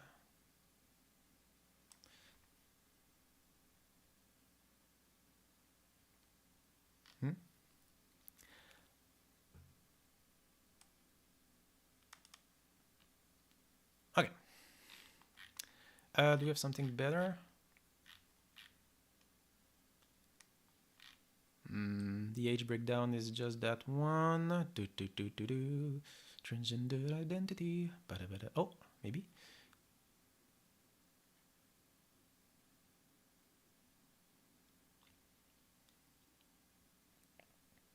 Okay, no, that's good. All right, so let me help you out here.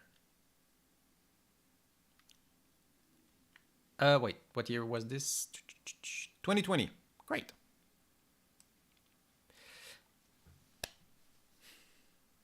These are the attitudes towards trans people. In blue,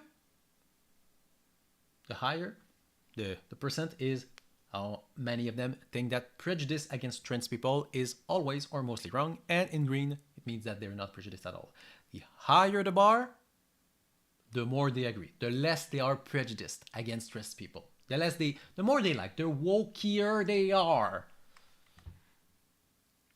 The youngest, 82, 25, 34, pretty much the same. Millennials, well, older millennials, pretty much the same. Gen X, pretty much the same. Older Gen X, pretty much the same. Boomer, we're starting to see less trans acceptance, and old boomers, much less. Okay. Attitudes toward whether transgender people should be able to change their sex on the birth certificate by age. You can see 18 to 54, to 64 even, pretty high, and it gets lower as you get much older.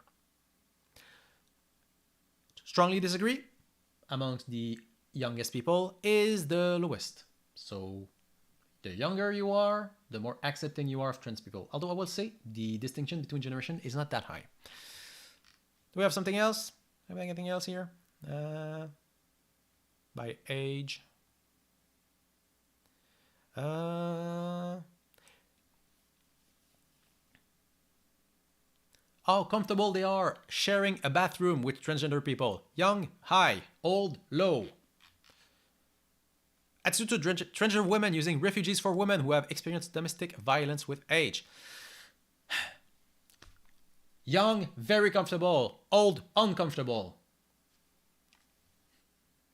Young people are woke. They are the wokest generation we've had. Great.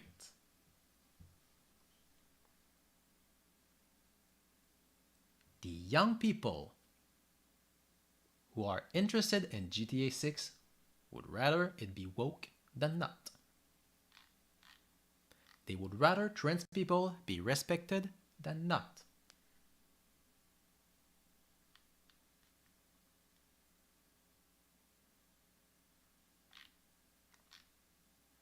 Should trans people be teachers or policemen?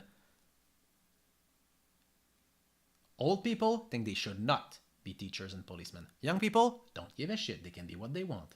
Again, young people are more progressive. Obviously. There's not like a young generation anomaly when they suddenly became very conservative.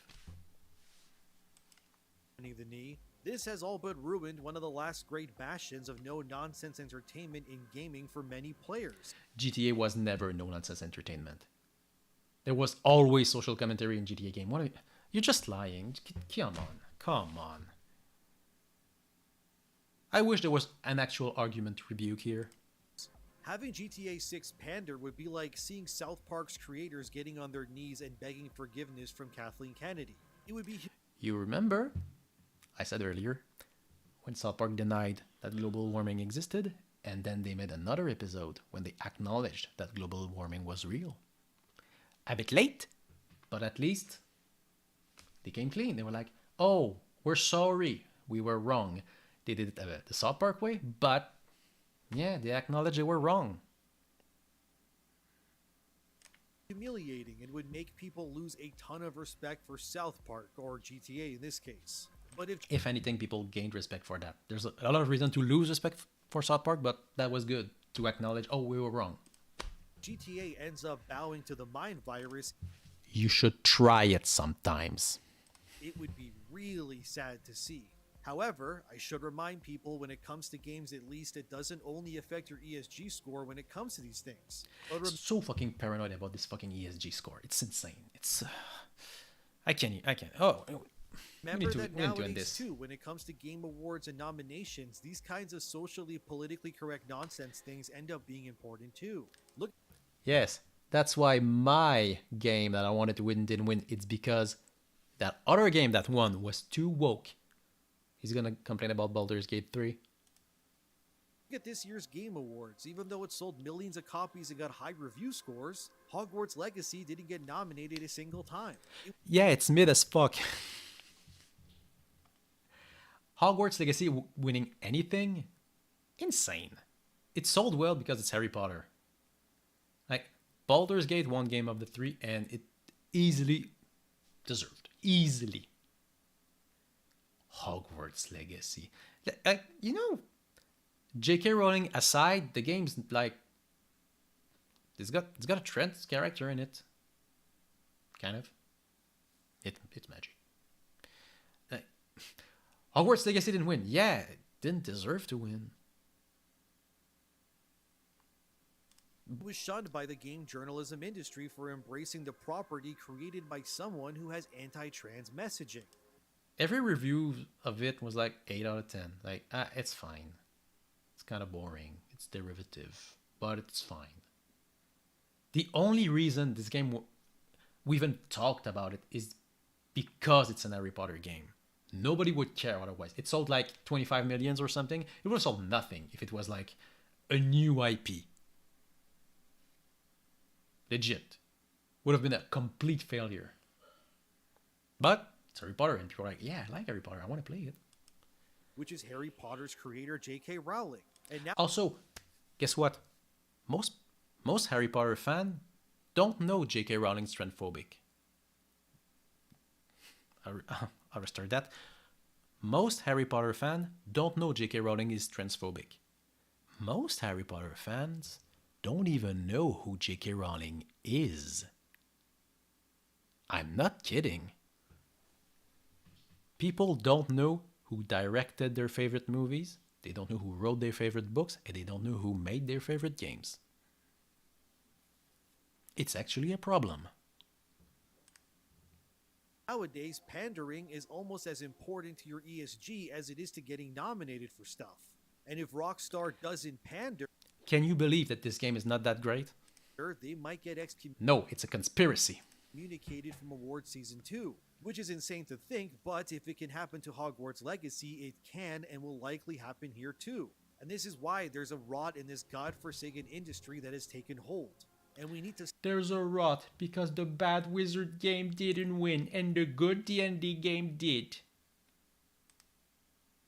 stand up against it as customers and players to make it no longer Imagine being a patron to this. something that's so important. Otherwise, the pandering of games won't What a just list be of happening shame. because these studios want to, but it ends up being necessary to not being socially shunned by the industry at large. And that's about as pathetic as it gets, but I guess time will tell. But until then, have a wonderful day. Just for shits and giggles. Oof. Actually, yeah. Hogwarts Legacy is gonna be super tainted. If you look at the... Oops. The user score is gonna be so over the place. Oh, actually not. Yeah. Look, it's mid. Critic reviews. 8, maybe 9. Like, reviews aren't the end all be all. It's medium. Well, it's weird that 85 is medium, but